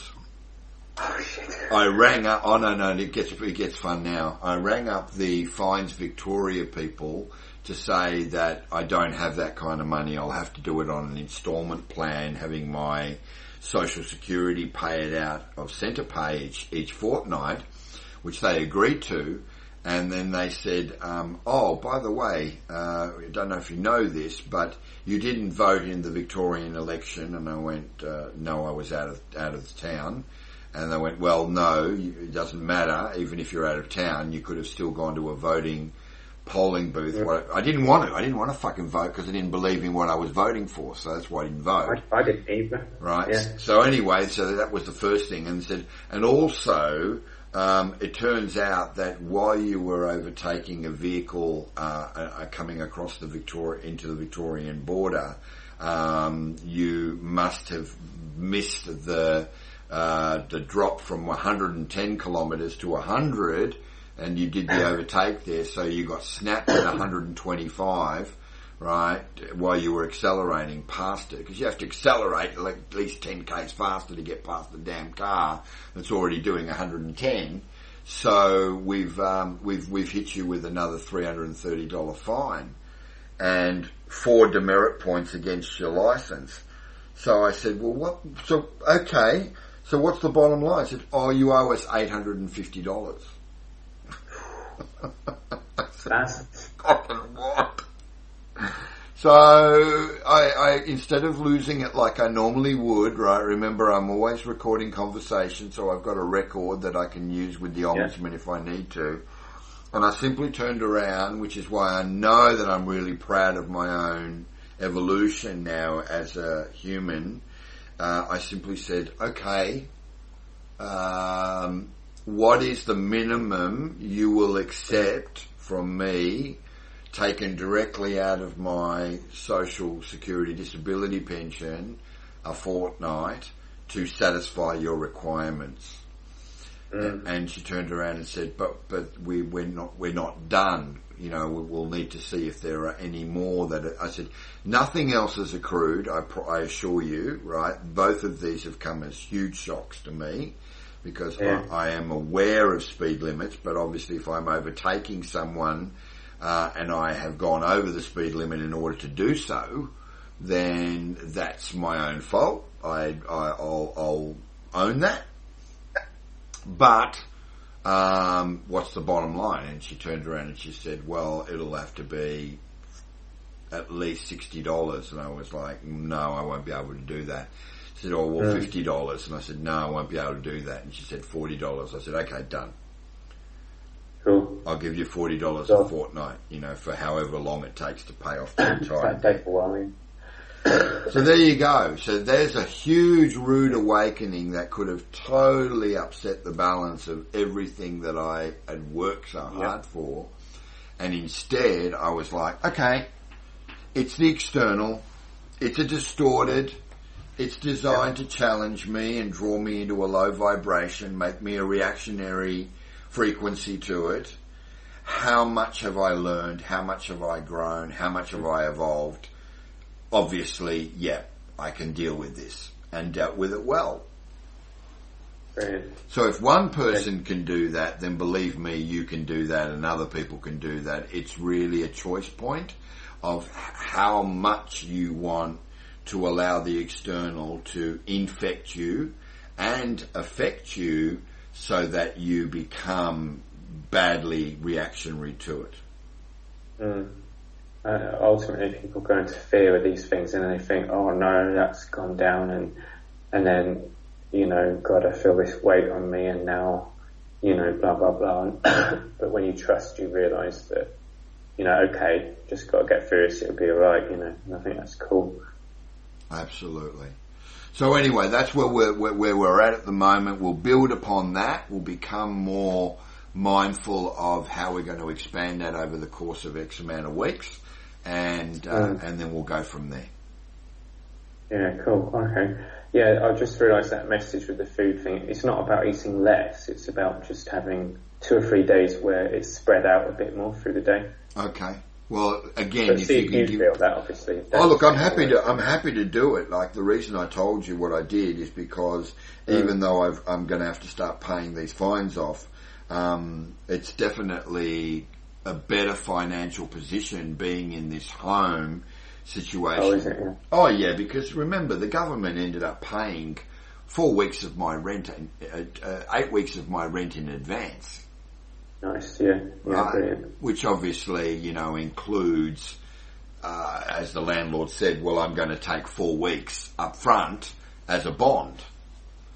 Yeah. Right? Even though I'm not going to register the bond with the bond authority, but I will say that, you know, I'll keep it so that you're always a month ahead in paying rent.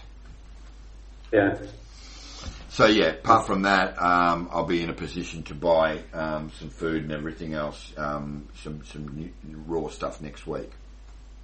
Yeah, cool. Alrighty. All right, man. Well, listen, great. Just stay in your sovereign power and keep grounded, and we'll connect. I will. This is keeps me afloat, this stuff. Good man. Well, you just hang in there. All right. You're doing really, really well, and we'll talk soon. Cheers. All right. Sleep well, all right? Thanks, buddy. You have a good one, huh? Night. Okay. See you, bud. See you. Bye. All right. Well, that's it. We're done.